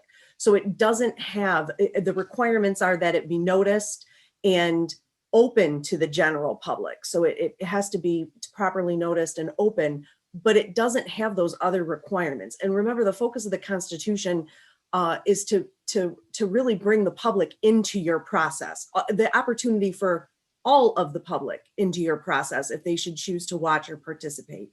So while I appreciate Mr. Woods giving me the chance to kind of make those legal distinctions between the two and how the requirements would be so different. Again, if there were opportunities to stream the town hall forums and that, but I just wanted to make the point that legally the focus is on your public hearings and your meetings, which would require a quorum of members. So for the town hall, anything under 9 any amount under 9 could attend? Correct. And again, it would be under 9, but the access issues is what I think would need to be ironed out. Obviously, they'd be publicly noticed and open to the public, but if there were other things, and I believe Edward had commented on it earlier about broadcasting and stuff, but those aren't legal requirements under the Constitution. So just making that distinction. Thank you, Ms. Fatula. The other thing is, we're looking at the town hall forums as, addressing some of the communities of interest. Some people are comfortable in a smaller setting. Some people want to talk about their issues. But I think the other thing that we have to remember is when we're doing these public hearings, for those of you that might not be familiar with the different areas, it's also an education opportunity. Is when you're considering drawing maps for the district lines, you're not just doing it in urban, you're not just doing it in suburban, but you're also doing it in rural areas and listening to the people from across the state. I think there's a benefit in terms of listening to them as you draw your lines, because the lines that you draw are not unique to one area versus another area. You're drawing lines for state Senate, you're drawing lines for state house, and you're drawing lines from the congressional districts.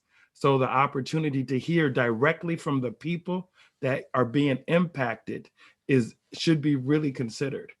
Having said that, the town hall meetings provide just a little bit more intimate settings where we're going into communities, hearing from the communities to do it.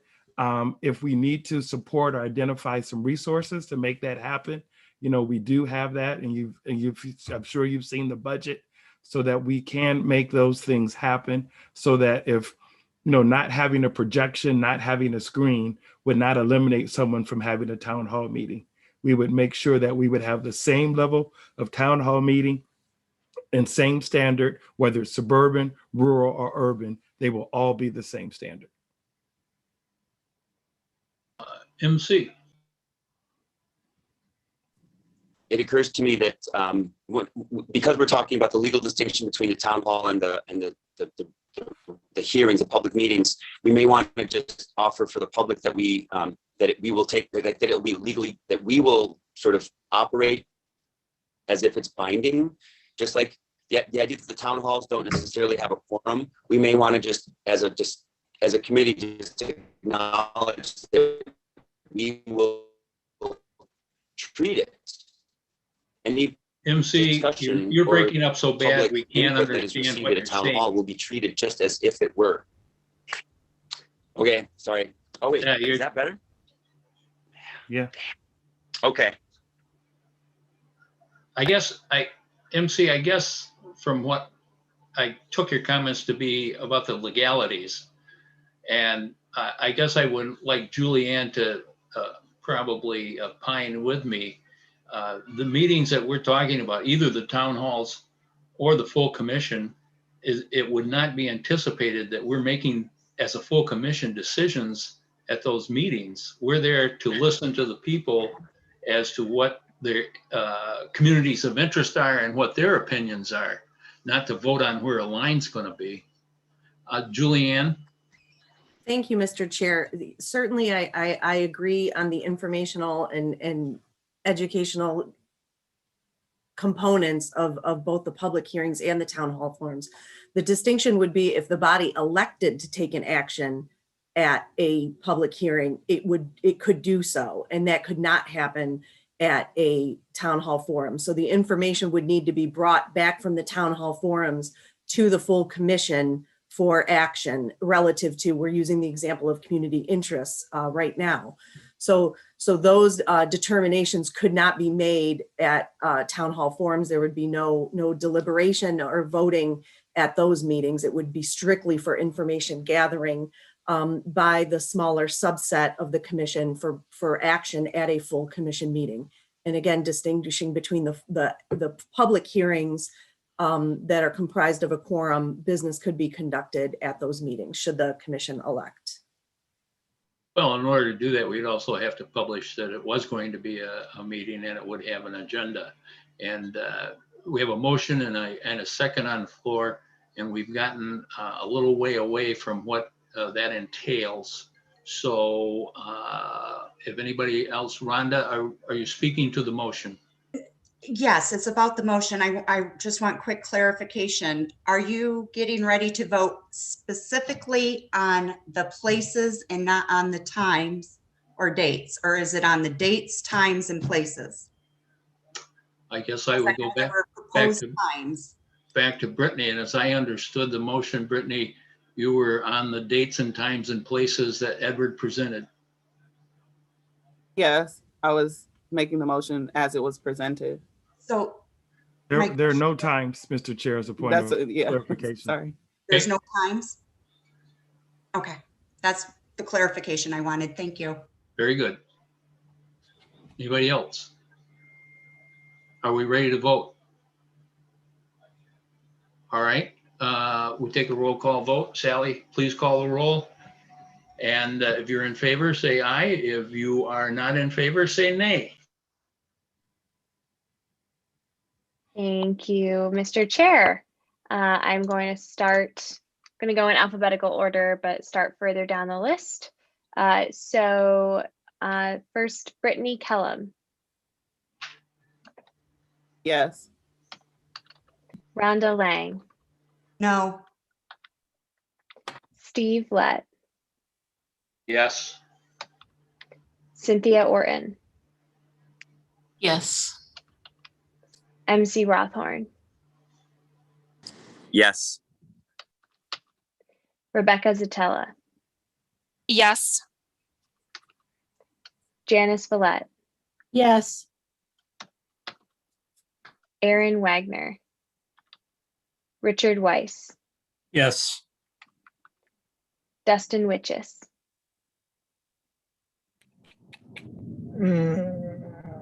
No. Doug Clark, No. Juanita Curry, Yes. Anthony Eade. Yes. The motion passes. All right. Before we move on, we've been at it for 1 hour and 35 minutes. Let's take 10 minutes, come back at 2:45.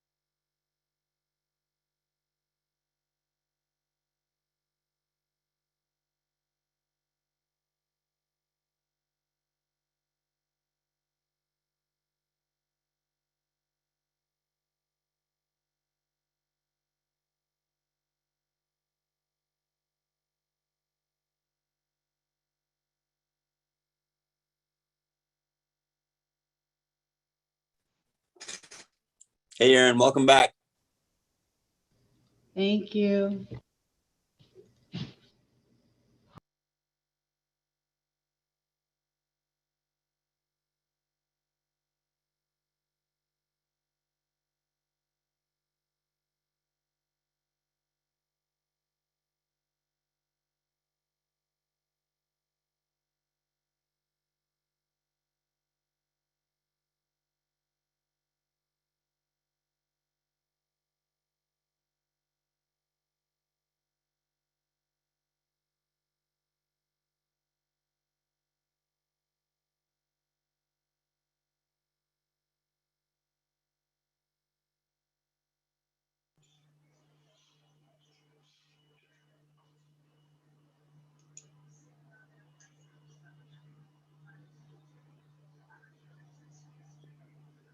Hey, Steve, when we get started, I wanted to make a comment about the how this is going to get paid for on that last subject.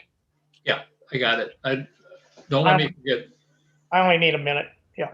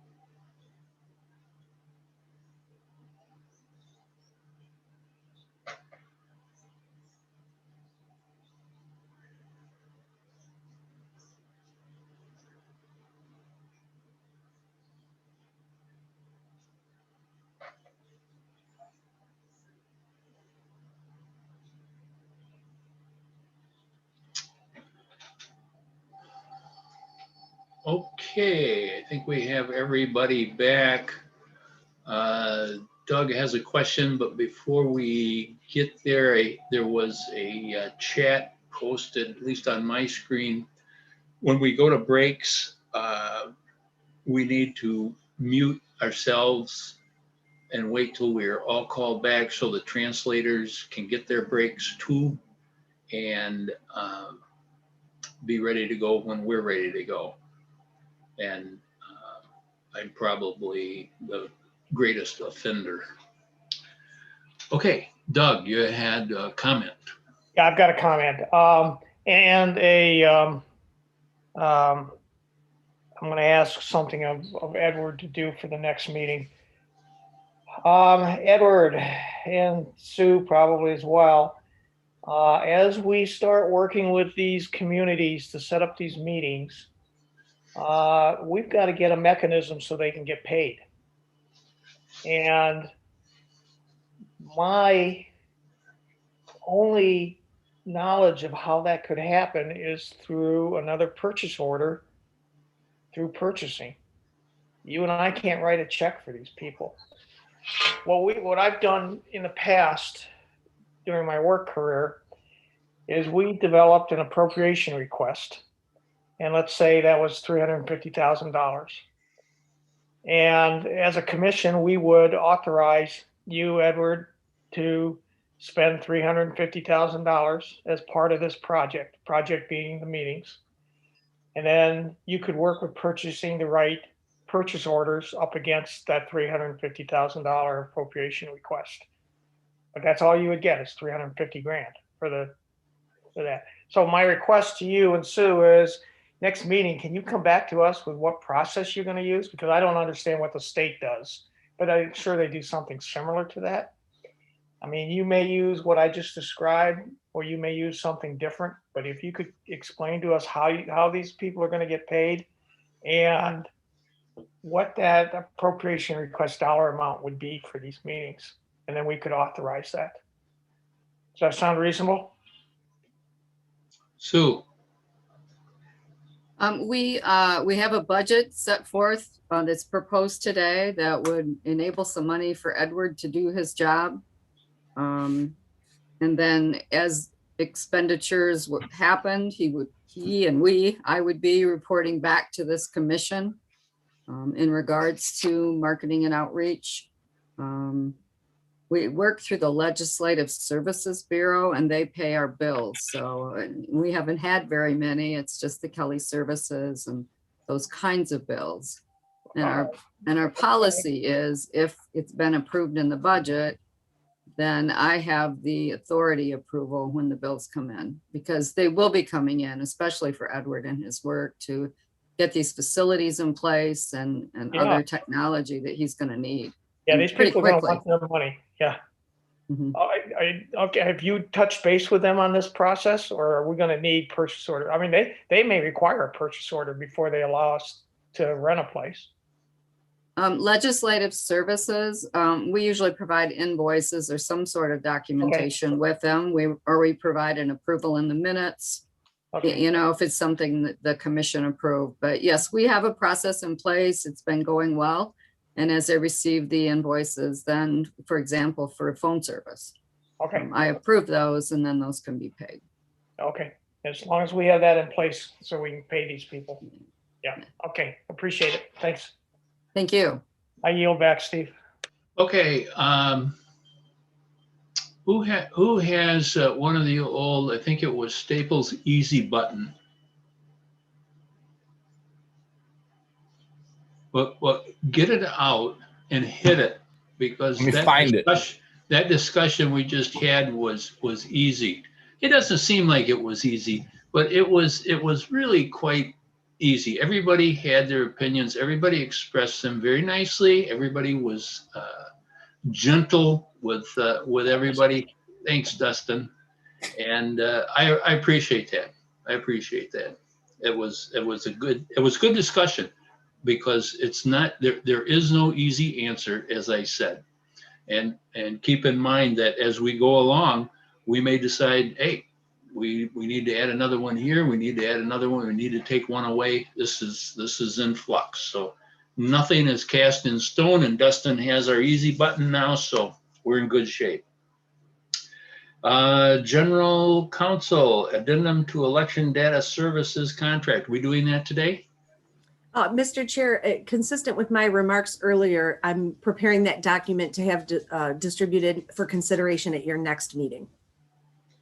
Well, you have to remember how old I am. I can't remember what I had for lunch, let alone what you said at the beginning of this meeting. Well, I'm happy to remember that and restate it at this time. Okay. So key provisions of the constitutional amendment. Did you talk about that already too? Mr. Chair, if I could make a suggestion to the commission that we move on to new business. Again, that was going through the 3 to 5, going on from the 3rd criteria. So certainly if the commission would like to proceed with that, but I would recommend, given the items in the new business with the planning and the budget, that the commission may want to move on to those items. Okay, Doug. Yeah, I want to go back to the subject on the election data services contract. My understanding was the contract was going to be the purchase order that goes to them. And maybe Sue can comment on that. My understanding was that Chad was dealing with them on the contractual parts of that and going to issue a purchase order. Is that where we stand on it? I don't think we're there yet. I can have Julianne strengthen my answer if I don't have it exactly correct, but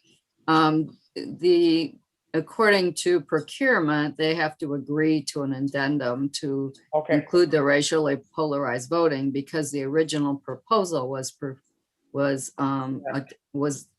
approved by the commission. But however, with this added work, so Yes. that has to be handled So- first before there's So any that purchase. addendum is 10B on the agenda, what Julianne was Mhm. going to talk about. Okay, that's what I wanted to make sure I understood. Okay, thank you. And Yeah. yes, Okay, Yep, thanks, Steve. Mayor, moving on to new business, communications and outreach planning. Edward,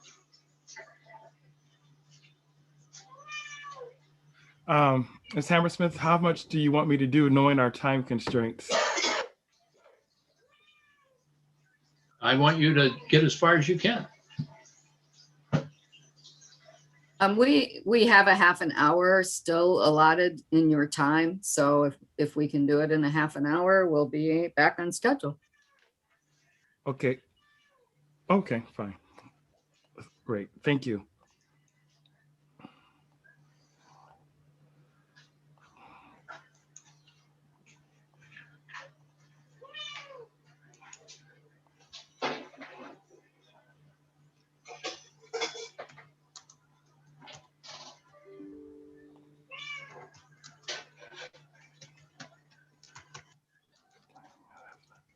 Hold on, I'm trying to get my screen set up properly and I should have it right. Oh, here it is. Okay, now. Steve, Okay, let me see if you can see it. Nope, that's not it. Hold on. is that your cat I keep hearing in the background? I was wondering if maybe you could mute for while he's doing his presentation. Get out of here, cat. Is that one of those personal comfort things? Go.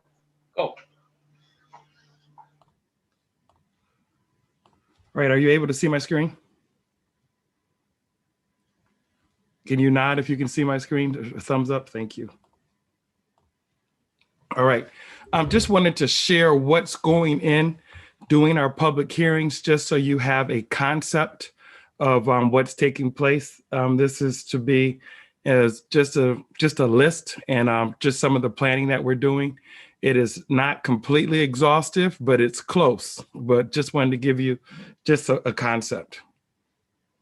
February, for communication focus. In March, we've been working on branding. I'll show you the logo a little bit later.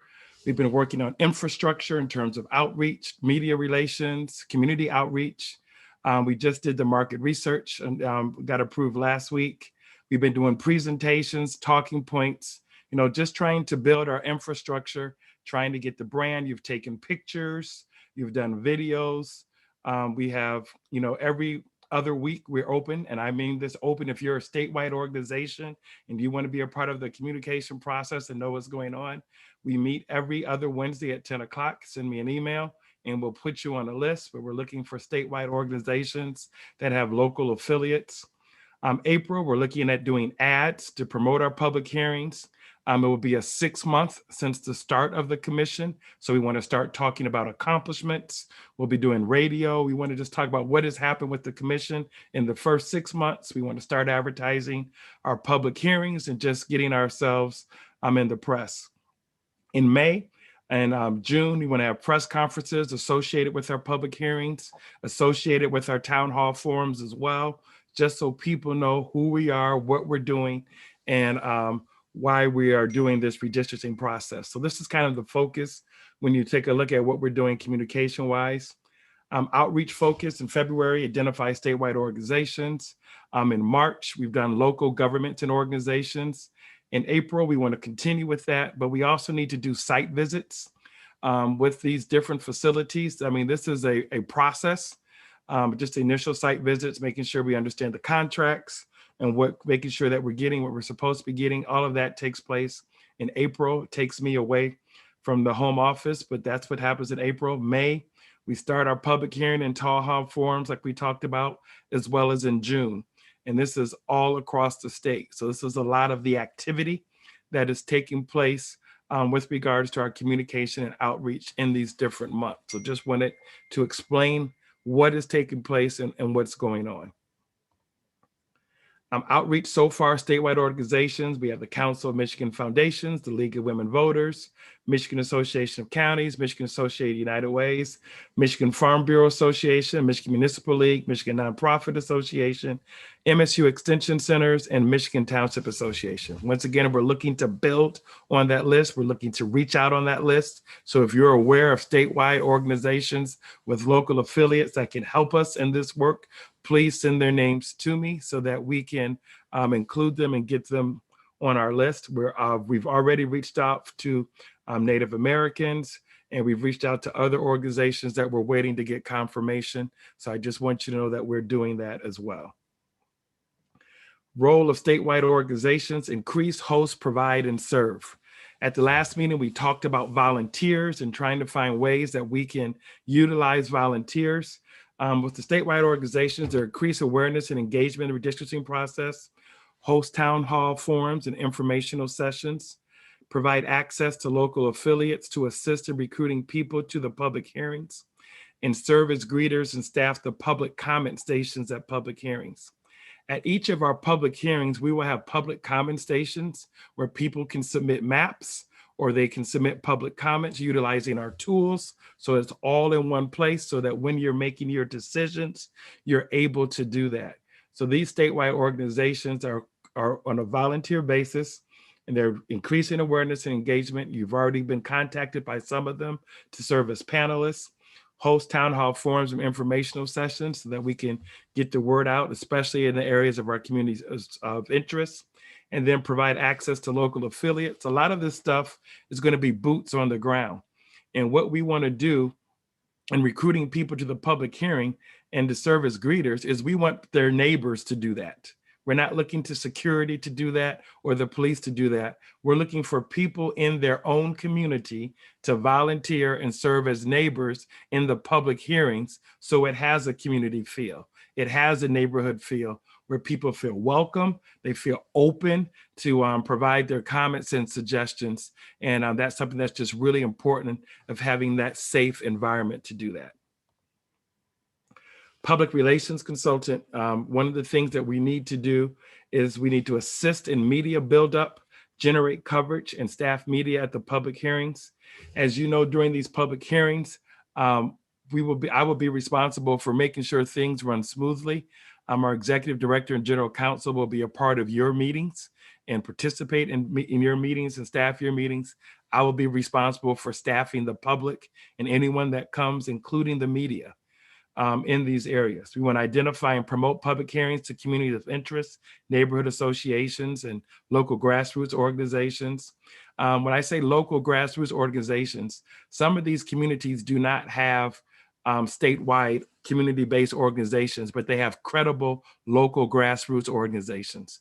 We want to make sure we know who they are and make sure that they know they're invited and participate in the meetings. We want to consult on best communication practices to increase awareness and engagement in the redistricting process in terms of what channels should be used. Should we be using social media ads? Should we be doing something totally different? Should we be doing outreach to churches? I mean, how do we get or do the best way to generate coverage? And then serve as the local outreach and site liaison. And doing 14 public hearings, I can't be in 14 places at one time. And so we need someone that can help with regards to that role. And so that would be the purpose of the public relations consultant. When it comes to site selection, this is one of two slides. This is one of two sides that we're looking at. The first thing that we have to consider is accessibility in terms of making sure that the place is accessible for people with disabilities, people that may have challenges, also transportation, in terms of getting people there. We want to make sure that we have a site that's accessible. We want to make sure the cleaning, with regards to the cleaning of the facility, if we were to take a break, depending on how long we have these public hearings, we want to make sure the place is cleaned. The restrooms are cleaned on a normal basis, depending on that. That whole cleaning is something important in an era of COVID-19. We want to have a layout. We have to have a layout plan. Where's the commission going to be? Where's the cameras are going to be? Where's Secretary of State's going to be that's providing our live stream? How are we going to make sure that we have the 6 feet social distancing? The layout is really important in terms of the site selection, so we can maximize the amount of people that come to the public hearing. With regards to parking, there's a concern about parking. Should parking be free or paid? How do we do the parking in terms of costs? How can we limit our costs as it relates to parking so people can come and paying for parking is not a barrier? The press setup, where are we putting the press so they're not obstructive to people that are there for the public hearing? They bring their cameras. How does that relate to the layout? We have to have a spot designated for the press, whether it's print, whether it's television, or whether it's radio. And you'll see in the audio in the AV plan the need for a jump box, and I'll explain that later. The public comment station.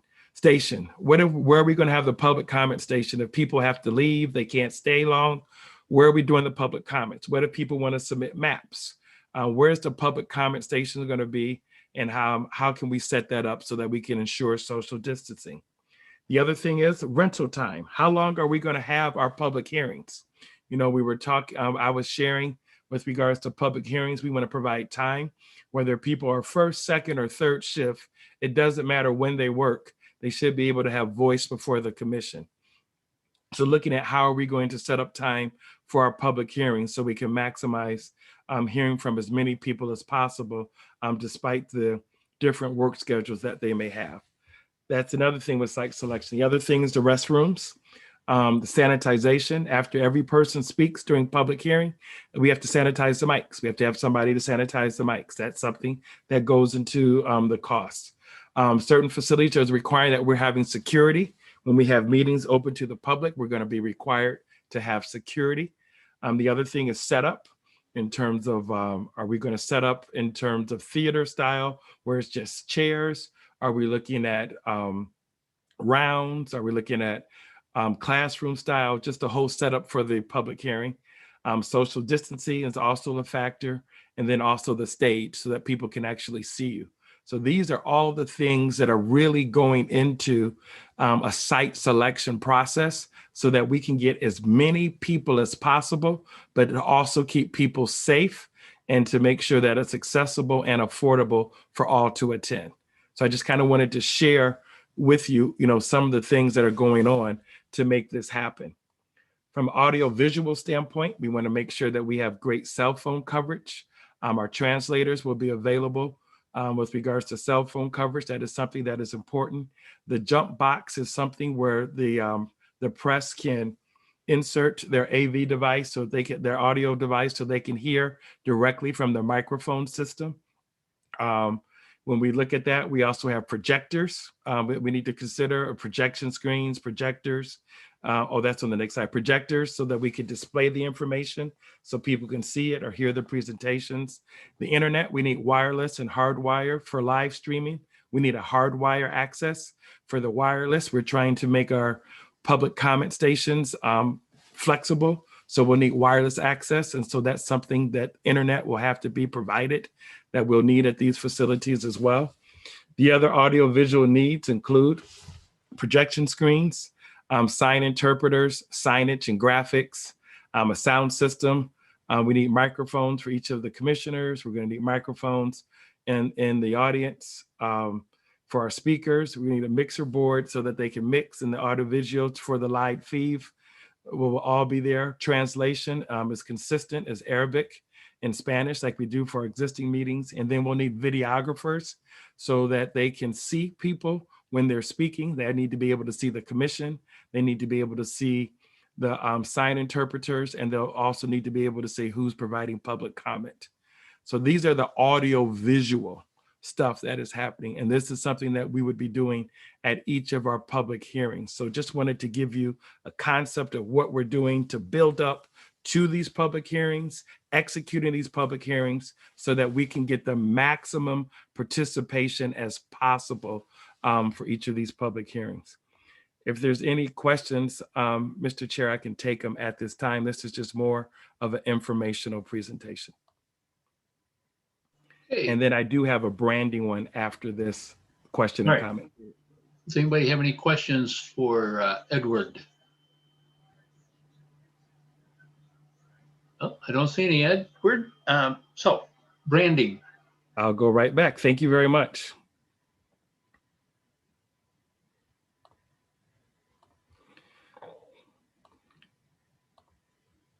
Branding. What we're trying to do, we've taken your photos, we've done the videos, and we're trying to brand the commission. And one of the things that we wanted to do with branding the commission is to establish a logo so we can build out our assets. In doing that, we worked with MDOT with regards to that, to brand the commission, represent Michigan as the Great Lakes state. We wanted a logo that speaks to the commission's work. We wanted to connect to the previous logo, and we wanted to identify colors to their meeting.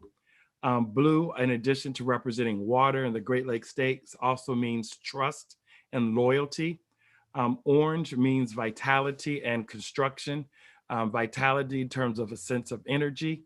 So changes that will give renewed vitality, to our democracy process. And so we were looking really at the colors of blue and orange. We worked as a team with our executive director, Sue Ann Hammersmith, our general counsel, Julianne Pastula, and we worked with MDOT, and we want to present to you two logos for your consideration as it relates to what would be the best one for the commission. And you can see those logos right there. The fonts are different. Like I said, the blue, the trust and the loyalty, the orange for the vitality and the construction of the maps. We have the same marker. We just have the marker drawing. It talks about lines. So you see the lines beneath the state. And we looking at the color logo. And then when we need to do ads in black and white, that would represent the black and white on the right. So we're really looking at you to look at logo number 1 or logo number 2 in terms of making a choice today so that we can move forward in developing our assets and getting our communication materials out to the public. And so, Mr. Chair, I'm just making a recommendation that the commission today chooses either logo 1 or logo 2 for branding purposes. Okay, any comments, thoughts, suggestions? Rhonda? Correct me if I'm wrong, but did we not vote towards the beginning when we started out, or maybe a month or two after? I think it was when, before we had our staff position, didn't we vote on the logo basically that we've been using for the last 7 months, the original one, to use that for letterhead and such? Kind of as our logo, the original redistricting logo?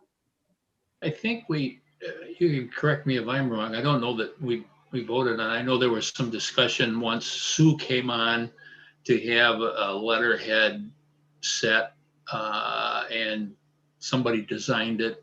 I don't know that we talked about it specifically in the reference that Edward is now talking about it, but we did talk about having a letterhead, yes. Okay, I wasn't sure if we had voted on that. Either. I'm going by what I remember. Rebecca. I was just going to say I like number 1. I think that the font is crisper and cleaner and easier to read. So my preference would be for number 1. Cynthia. I agree that it's easier to read number 1, but I just have a question. Is it wise to use blue since blue and red both represent the 2 major parties? So I'm thinking a secondary color, would that be smarter? Like the original one was purple. I assume that was for a reason because it wasn't blue or red. Just a thought. I don't think it's a big deal, but we're trying to remain independent. Edward, can you put those back up?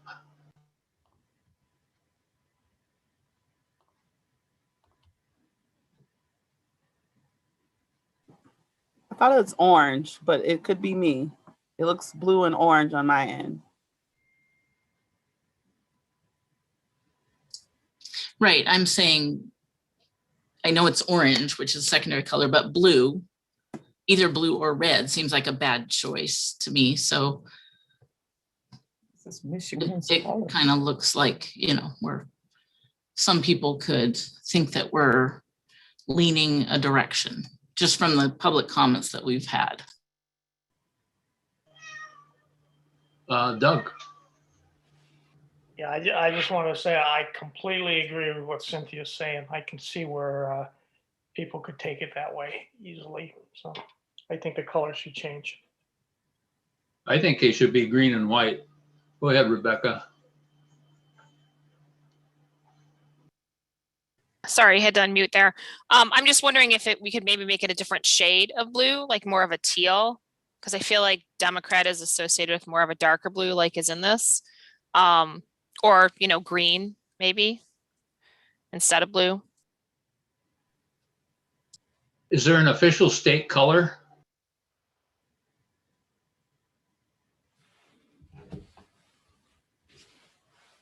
Juanita?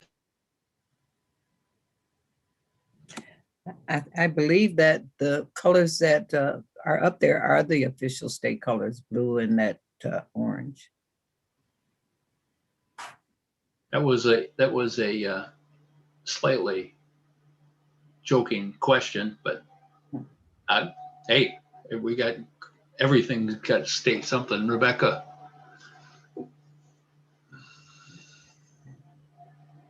You see them everywhere, that color. Or the state. For the Michigan state colors, there are 6 colors in the state flag. They are Catalina blue, scarlet, brandy, Brandeis blue, sandy, and American green. And those are the colors associated with the flag. Thank you. Rebecca, you had a comment? I just hadn't dropped my flag down. No. Oh, okay.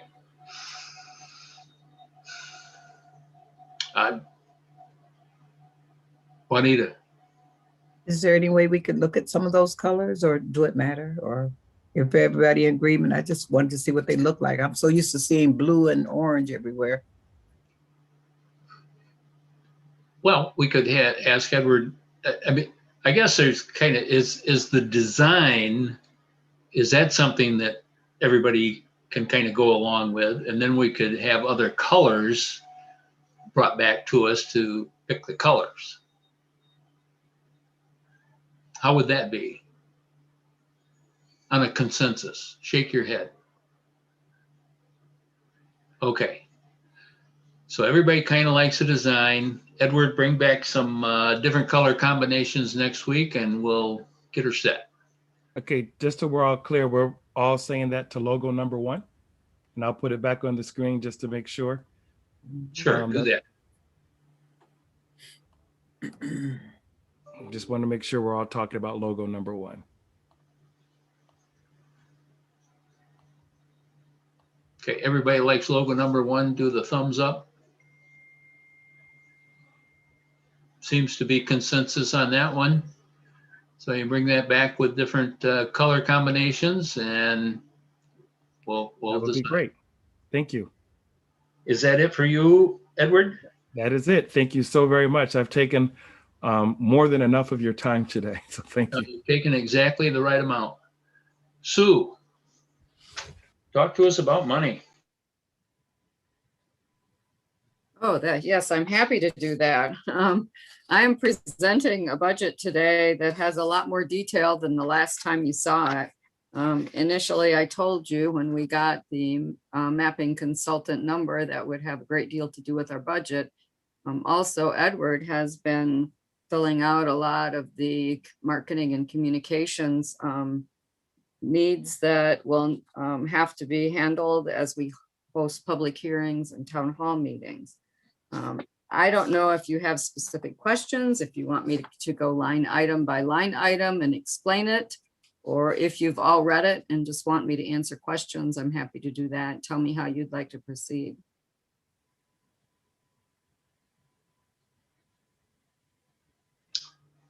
Doug. To answer your question, Sue, I just think we should ask questions to you. I looked at, I really liked how you did both years, 2021 and 2022. I thought that was really helpful. The one item I saw that's not on here is at some point in time, we're probably going to have to work out of Lansing and we're probably going to have to pay for office space. I mean, even if it's state office space, it's the cost is going to get pushed over to us. And I didn't see that on there at all. I also saw that it looked like there's like about $158,000. Correct me if I'm wrong.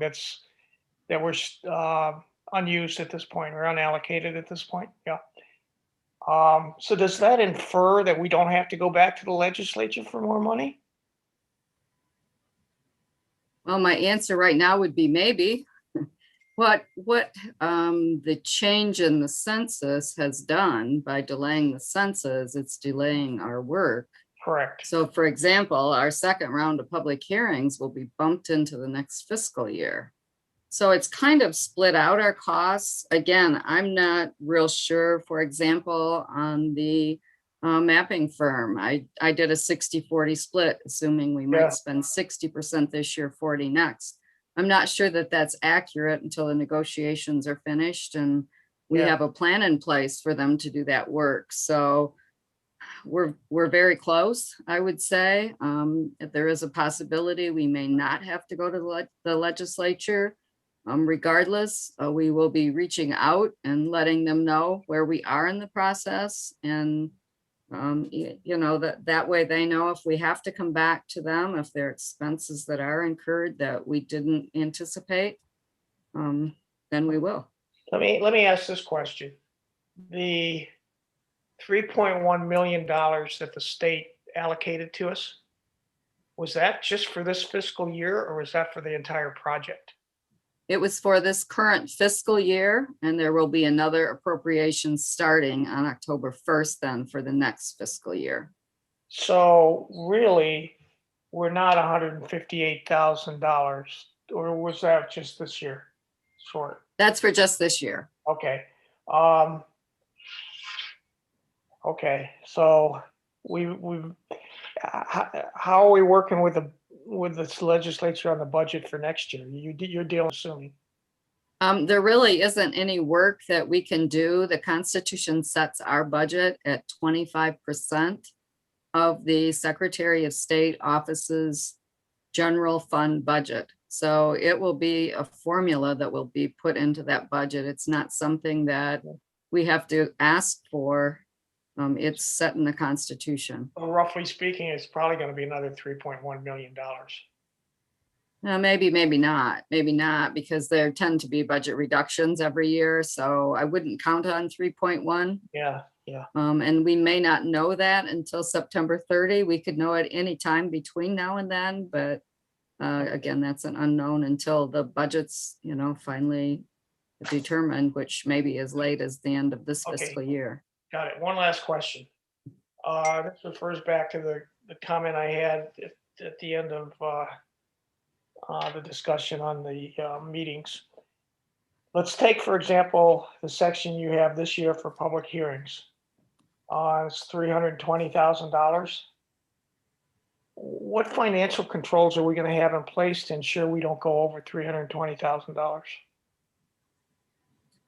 Well, I think we're going to have different costs at different venues. Some are going to be less, some are going to be more, but that's what's in the budget. If we spend up to that point, then what we would have to do is if we realize that we were going to need more money, we'd have to come back to this commission and say, hey, you know, that $320,000 was not adequate for the public hearings. We need another $20,000 in the budget to finish paying these expenses. But the question is, what financial control do you have that we don't go over the 320 without coming back to the commission?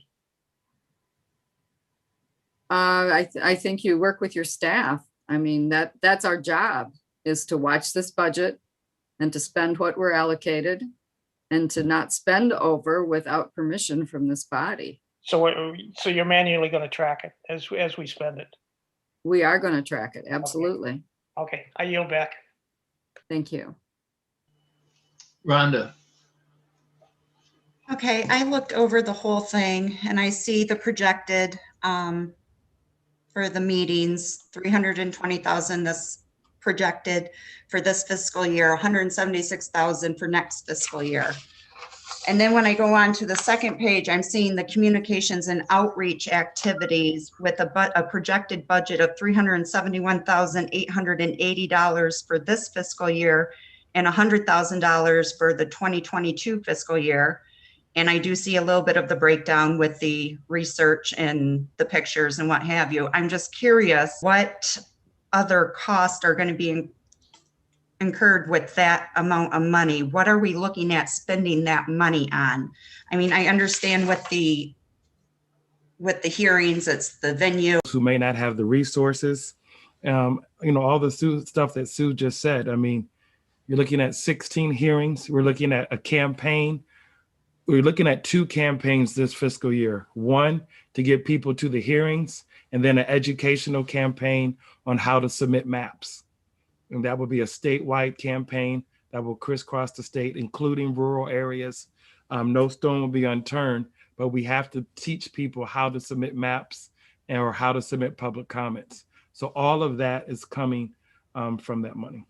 Okay, but I guess my question in more detail is, do we have an actual written breakdown of what that money goes to particularly? Like, how much are we saying that this consulting place may cost? I mean, is it going to be more than what hiring an administrative assistant or something like that would cost? That's what I'm saying. Do we have a breakdown to show how that money would be spent and what kind of costs we're looking at, say for media or for your Facebook advertising, or like I said, the consulting? Do we have a breakdown so we can kind of put it in better perspective? No, we have to actually go out for 3 bids per the purchasing policy, with regards to that. So, hypothetically, we could throw some numbers out there. The idea is to get the best price as possible and the most responsible price in terms of value. To be honest with you, I haven't had time to just do that. We saw some estimated prices with the previous bids that were submitted that we kind of used, but we thought those were kind of high. So we said if we would maybe redo the bids differently and break down the price, we can do that. I just haven't had time to do that yet. And so what we were doing was a placeholder or an estimate, with regards to that, so that we could give you some idea so that we can move forward. But once again, those contracts would have to come back to you. But there's a reason why we're trying to break these contracts down so that we can save the taxpayer money, but also get the most responsible price for our needs. And based on the feedback from what we got on the last 2 proposals, we figured we could sharpen our pencils and try to be more responsible by breaking down these bids. We just haven't had a chance to do it. Doug, Yeah, this question goes back to Sue. So, in our conversations with Arizona and California, they have $10 to $12 million budgets, and we got a 3.1 million. What's the difference? What's the huge difference? And I think probably Arizona's more our size than California is, so maybe we could talk about them. Yeah, California put $2 million into their communications and outreach. And as we looked at scaling down for Michigan, we said, well, we're 25% the size, so $500,000 would be the equivalent of what California had spent if you're looking at the size of the state. I do have Arizona's budget, and I've looked at that one also, and I think our budget pretty well tracks similarly to the things that they did. Yeah, but I don't know where their huge costs came in. I mean, they had a $10 million cost. They spent $10 million.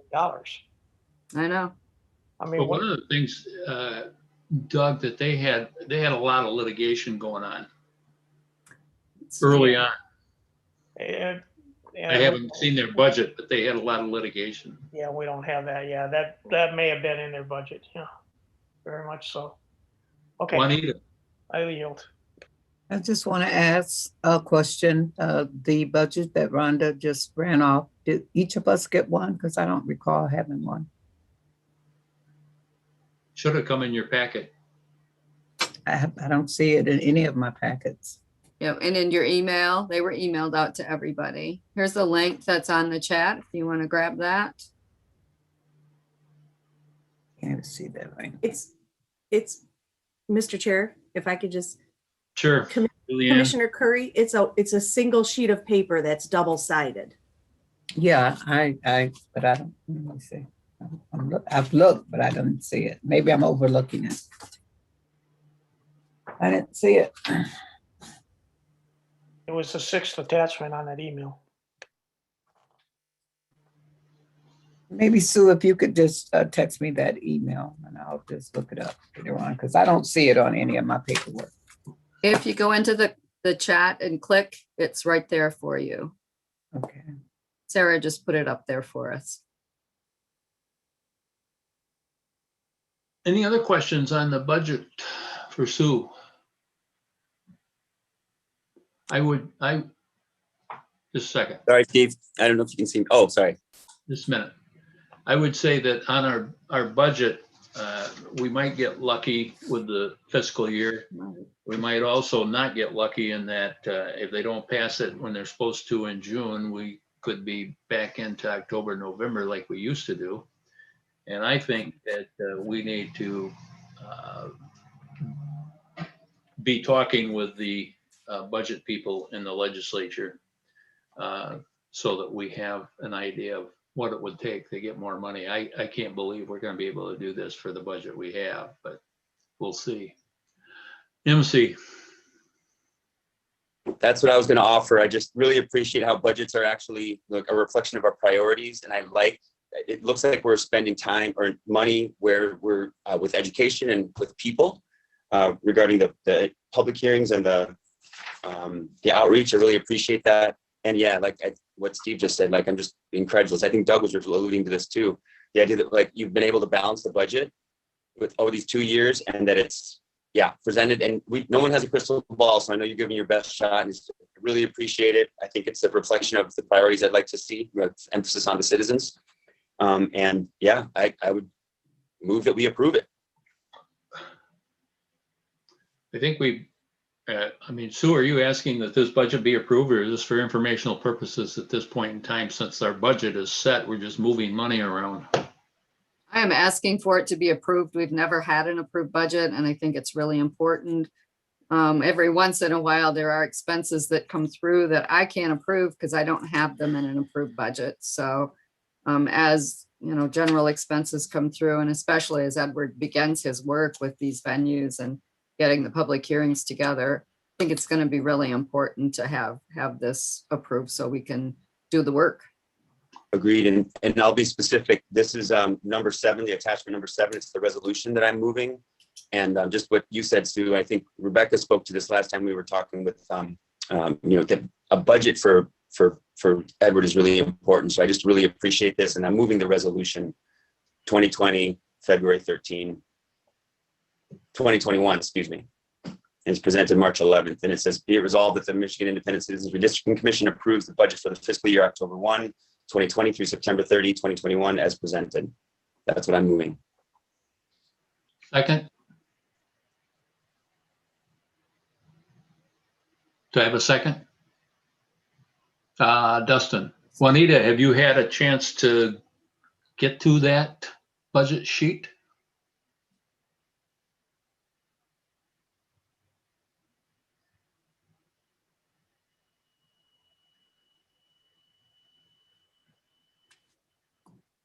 You're muted, Juanita.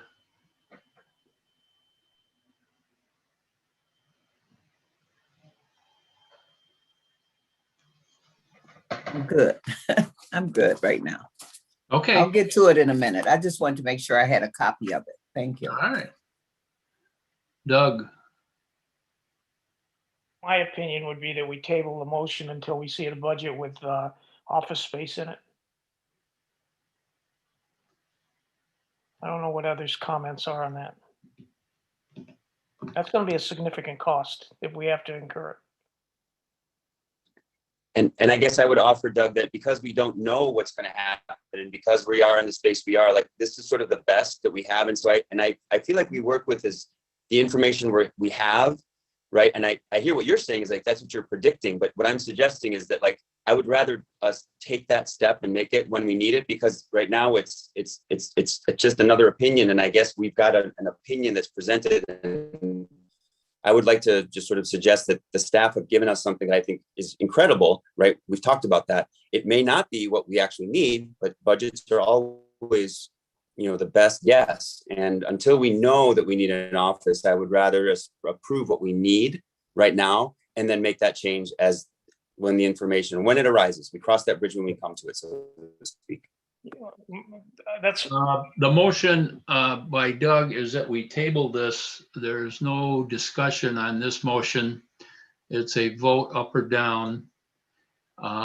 So the motion has been made. I don't know if it was seconded. Dustin has seconded the motion to table. Lay it on the table. All in favor of tabling the motion, raise your hand. 1, 2, 3, 3. All opposed, raise your hand. 1, 2, 3, 4, 5, 6, 7. Somebody's missing. Steve, there was 4 on the no's. Then I counted 7 on the yeses. It fails. Back to the main motion. Any further discussion? Rhonda? With that said, I'm going to abstain from the vote because I don't feel like I have enough information to truly make an informed decision. Cynthia? I kind of have the same comment. I do see the value. We really do need a budget, especially for Edward and everyone to be able to do their job, but I don't feel like I am understanding exactly enough. What is it you're not understanding? Well, we haven't really talked about an office, but are we going to have an office? And if so, when is that going to happen? And how much is that going to be? And things like that. Well, I mean, understand that a budget is not cast in stone. We're making this budget on the information that we have. I'm not speaking for or against the budget, but a budget is not cast in stone. A budget is a projection and can be amended at any time. Sue. Just a comment on an office. We've been asked to work from home by the state until at least May 1, all state employees. So that's why it's not a consideration at this time. It may be in the future. But, again, it's just an unknown, and I didn't want to build something in that may or may not happen. We may not want or need an office. Doug? Yeah, I agree with what MC said. We got to approve it so these folks can do their work and pay the bills. I would say let's assume in June we have to revisit this because we have to go to an office. Then my expectation would be if that was $400,000, then we got to cut $400,000 somewhere else because we only had 3.1 million. I mean, is that how you would see it, Sue? We wouldn't add 400,000. Yeah, I can't see that kind of expense over just a few months that would be left in the fiscal year. I can't either. I just use that as an example. Yeah. Yeah. I mean, if it was 100,000, then. But we would keep it a total of 3.1 million. We certainly are going to try to meet that budget. That's for sure. Edward, and then Ms. Hammersmith, what's the contingency that's unallocated for the budget? Just so people know. 158,000 this year. Yeah. Yeah. Well, we can't exceed it because you've told us we're going to have financial controls, so we don't exceed it. Unless we modify it somehow. Mm-hmm. Yeah. So okay, I'm good with it. Are we ready to vote? Now? Cynthia. Just clarify what we're voting, please. We're voting on the budget that was presented. The two-page budget that was presented. All set? Okay, if you are in favor of this budget, raise your hand.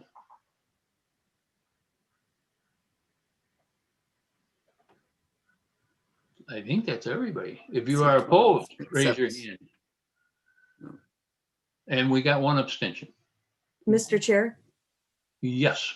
I apologize for the interruption. Under your rules, there has to be a roll call vote if people are abstaining. Thank you. Okay, And that is section, I'll believe you. well, just for the record, section 9.1. Thank you.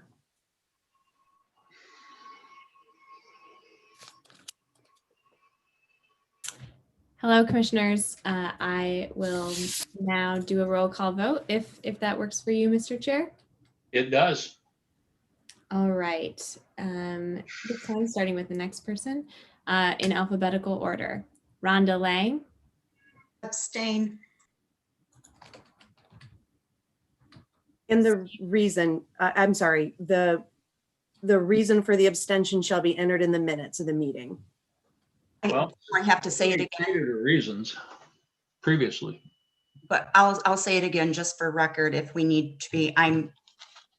I feel that I lack information to say one way or the other what I'd like to do. thank you. Steve Lett, I approve it.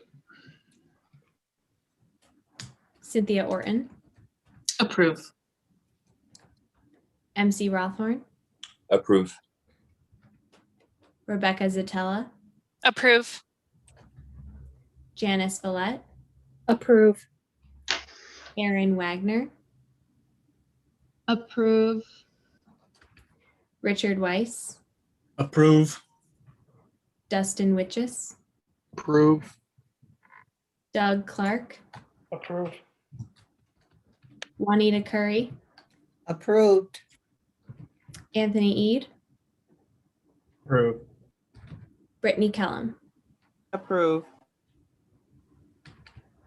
The motion passes. Thank you. Thank you, everybody.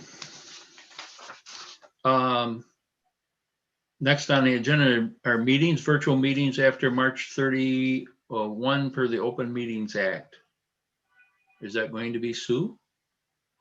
And Julianne, I don't know if she wants to jump in first, but to explain that for sure. Well, I'm happy to do so. So what I wanted to note was that a bill was introduced in the Senate last week, last Thursday to be specific, to extend the deadline to conduct virtual meetings for any reason through June 30th. We're monitoring the bill to gauge support and progress, but given the reopening of the state and the current trajectory, it would be most appropriate to continue to operate under the current deadline, which is March 31st, and to plan for in-person meetings beginning in April. The mask and distancing order has been extended through April 19th. So that's also in play, but specifically for the Open Meetings Act for virtual meetings, the deadline, the current deadline is March 31st.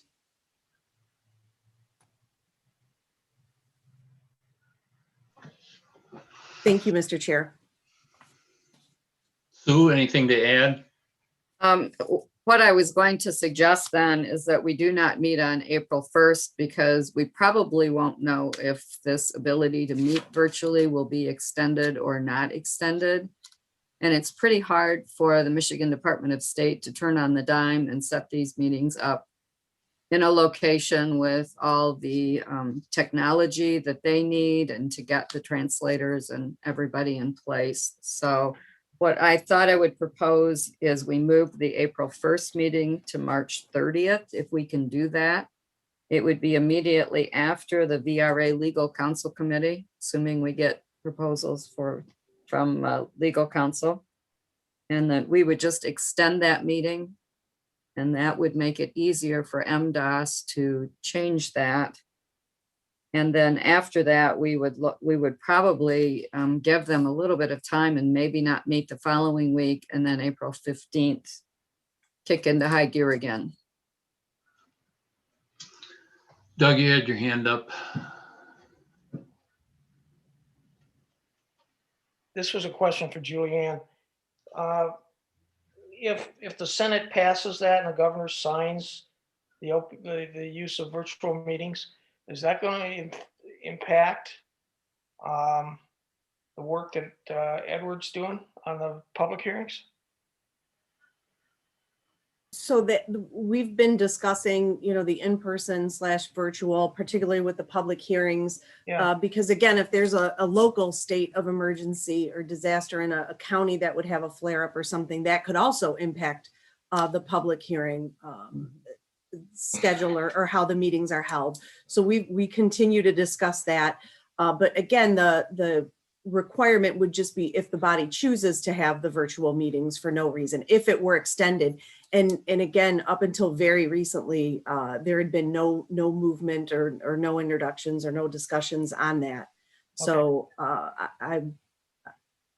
I'm not very confident in talking to the sponsor's office and the committee chair's office, how successful this effort will be. Okay, thanks. My second question was going back to what Sue just mentioned. I fully support moving that one meeting to March 30th. I think that's a good idea, but I don't support eliminating the one the following week. I don't think we have enough meetings as it stands now to get our work done. So I would suggest that first week of April that we do have a meeting. Cynthia. I just think it's a great idea to move it forward that one day so that we know we can do it virtually and everyone can plan on that. So I'd like to move that we vote to move that day to March 31st, is it? 30th. 30th. It's the Tuesday of that week. Rhonda's seconding. I have a question of Brittany. Are you going to be available that day? That's what I was looking at. What time? Because we have there's a meeting in the morning, right? There will be a committee meeting from 8 to 9:30, and then we would start the commission meeting at 9:30. And I would propose running until 1. That's a half hour longer than our normal meeting time. But I think one of the things, I've heard some requests for increased meeting frequency. And I'm wondering if we can extend the time of some of our meetings going forward to handle more business, because the meetings are a lot to set up and initiate and get all the people in place. It's a great deal of work. It really is, to schedule these meetings. I don't want to hold up anyone else. I have things scheduled that day. I can really try. As it stands, I was preparing to write a message in the chat that says I have to take off because I teach on Tuesdays and Thursdays, and I still do have my full-time job. So if we had any more meetings, but that's just me. I can really try. I just cannot make any promises for the 30th. Okay, Doug. Yeah, if both of you are unavailable, I'd be happy to fill in for you. Well, I looked at my schedule and I have a conflict, but I'm going to unconflict it. So I'll be there. If that's what we end up doing, I'll be there.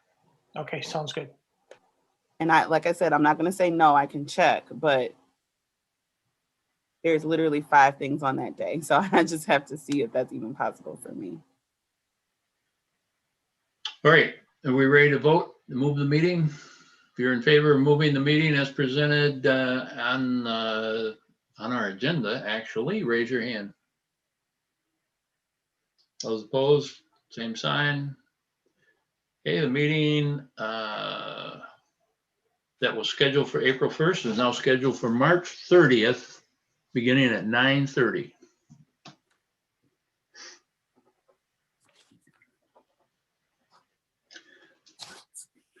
And meeting frequency, we just talked about. Doug wants more meetings and Sue's suggesting longer. We'll probably end up doing more longer meetings. Cynthia. Yeah, I realize that some people don't want more meetings, but really we're running out of time every meeting to be able to discuss everything we need to. So I think something has to happen that we have more time. But you're correct. We've, in most instances, certainly in the last few meetings, we've run, and I always ask a question of Sally of how long we can go, and she tells me, and then I don't tell you guys because that makes you want to talk longer, and so that's a way I kind of try to control it. And so we usually have an extra half hour, but I guess we need to look at that and see how we're doing. Anthony.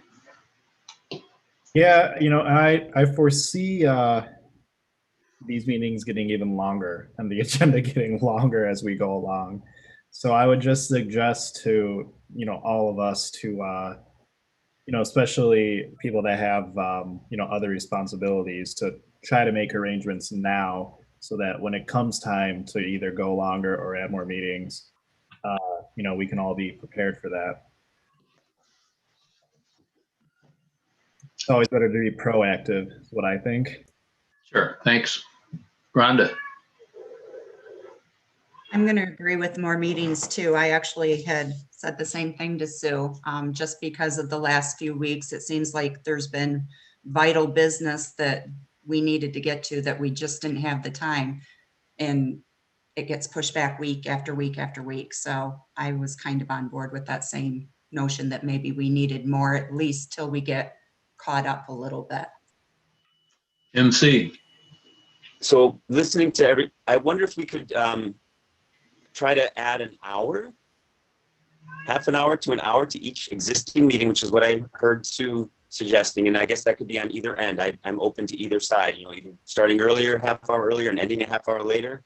And then sort of suggesting that, April, do we want to start April 1st because we don't know what's going to happen, right? That's why we're moving the meeting, but suggest that we try to do 2 meetings a month so that we have that, so that the staff have the time to sort of ramp up, because it sounds like it's an incredible effort. And so, yeah, I'm suggesting that hour additional time on our existing meetings in March is what I was hearing, and that might help us alleviate the need for additional meetings, but yeah, compromise, I suppose.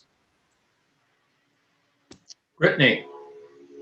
Just again, there will be times then if we do extend or add more meetings that I unfortunately won't be able to be present. That doesn't mean that I'm not dedicated, but I'm just being honest.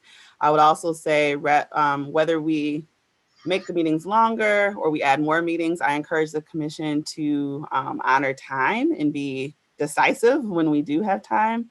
I think that's kind of the larger issue that I'm noticing with my lovely peers. We love a deliberation. And oftentimes we end up just in kind of reflecting at the first point or our first thought. So I would just encourage us to have and use best use of our time while we have it. Because we tend to come to the same conclusion anyway when we extend things. Dustin. As far as more meetings go, we do have people that work here as well, but again, I've said that many times. I guess at this particular point, I would ask, why is it still not really possible for people to do something on a weekend at one point in time? And if you can, I'd like to hear why. Thank you, Dustin, for that. Juanita. I don't have any objection to whatever time we meet, but if you make them longer and longer, I'm already doing without eating. When do we eat if we have these long meetings? We only get 10-minute breaks. That's just a thought. It's a good point. We got to figure out how to get the pizza delivery to everybody. Rebecca. Yeah, I mean, to address Dustin's point, the weekends are difficult for me because I have 4 kids and they have all sorts of activities on the weekends. And so it just becomes logistically difficult for me, especially because I don't have family nearby.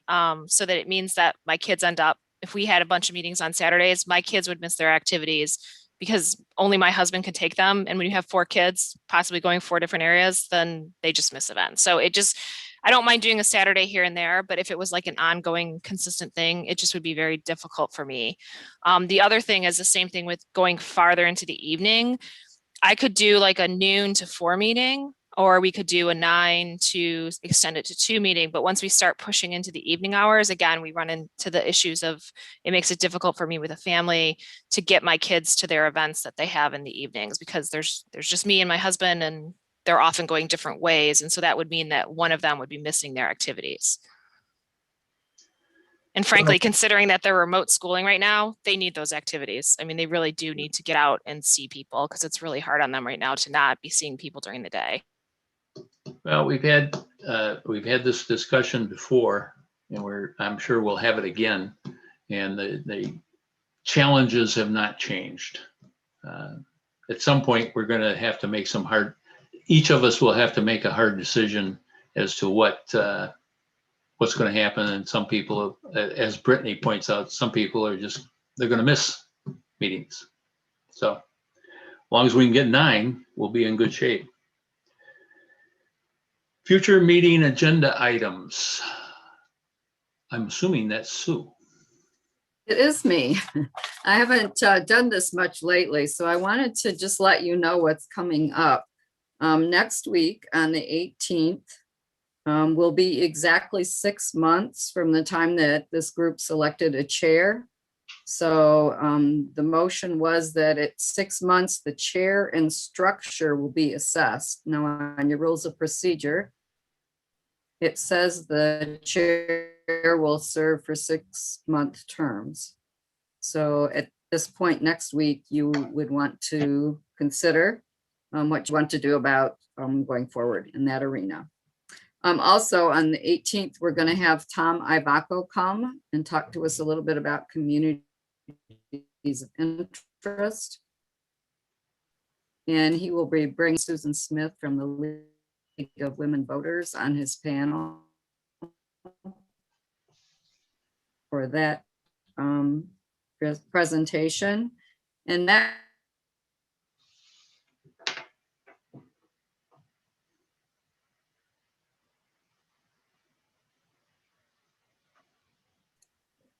Rose up there, Sue. We can't hear you.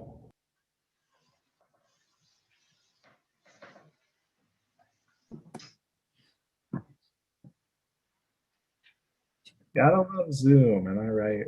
What happened?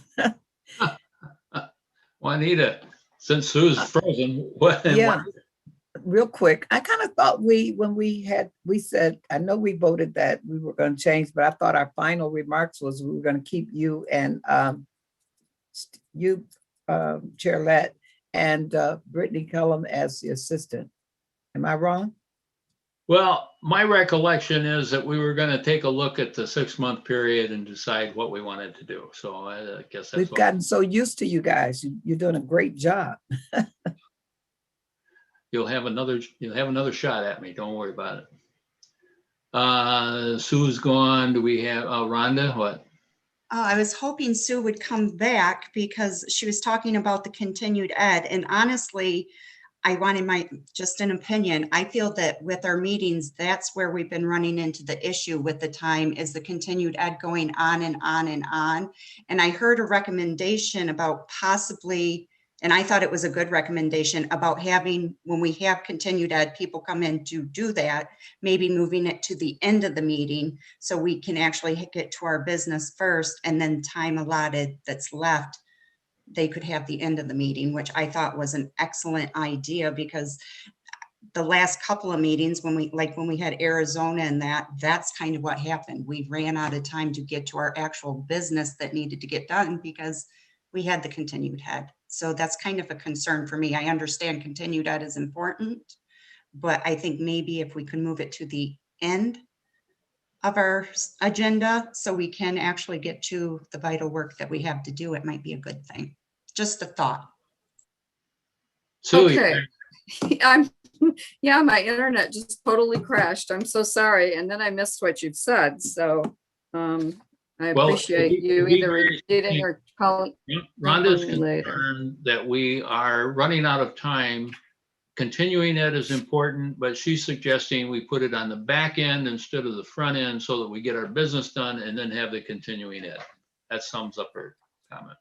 Okay, and I appreciate that. The one for the 18th was already scheduled when internally staff started discussing this. So going forward after that, on the 25th, it will be at the end of the agenda. So, but we are going to practice some mapping actually, and some mapping evaluation. And we're going to use the state of Ohio. Matt Grossman really wanted us to use Michigan, and I said, we can't be seen doing that. It just, the optics wouldn't be good. So we're going to work on Ohio just to practice mapping and just get a feel for how it's done and how it can be fair and how you can evaluate maps. So I'm looking forward to that. Also, then on the 30th, we will have our VRA committee recommendation for groups to interview on that date. So, and then I hope on the 15th to do the VRA bidder presentations. Juanita. Just one more suggestion. When we get our correspondence from the public, we give them only 2 minutes. Sometimes, can we kind of keep ours thoughts and just go directly to our thoughts to 2 minutes, and maybe that will help us out? Just another thought. We'll keep that thought in mind, but right now we'll let everybody talk. Sue, do you have any announcements other than what you've already given us? I don't. Does anyone else have an announcement that you haven't shared yet? Anthony, you have an announcement. It's more of a question. So where are we at with EDS as far as that contract? Well, Julianne can pipe in, but they're modifying the acceptance proposal to make sure everybody is good with the final iteration of the contract. To add the racially polarized voting work that was not in the original scope of services. So they've accepted it, haven't they? We're- Based on the changes. We're still in the negotiation phase, and we'll bring the commission the proposed document for consideration at your next meeting. So yes, we're still in the contract negotiation phase. Juanita. I'm sorry, I did find my budget. Forgive me. I have it here. I was overlooking it. I guess I'm tired. Thank you. Any other announcements from anybody? And this is, Juanita, you have piqued my my memory. In a lot of meetings I've been at, I've certainly had individuals that have had to eat. They have health concerns that they need to eat. And if that is a concern for any of our members or any of the staff or any of the translators, we can please eat. You can turn your video off and chow down on your Subway or whatever it is, or if it's necessary, say, hey, we need to take a break. I gotta get something, and we'll do that. We're not going to chain everybody to their computer. We need to be cognizant of that. So I would entertain a motion to adjourn. We're past the time. Aaron is adjourning. Richard is the second. All in favor, say aye. Aye. Aye. Aye. Aye. I was just checking, make sure everybody knew how to turn off their mute button. Have a wonderful weekend, everybody. I'm getting my second shot tomorrow. Oh, good. I'm getting my first tomorrow. Good. Yeah, I'm Bye, getting. everyone. Too.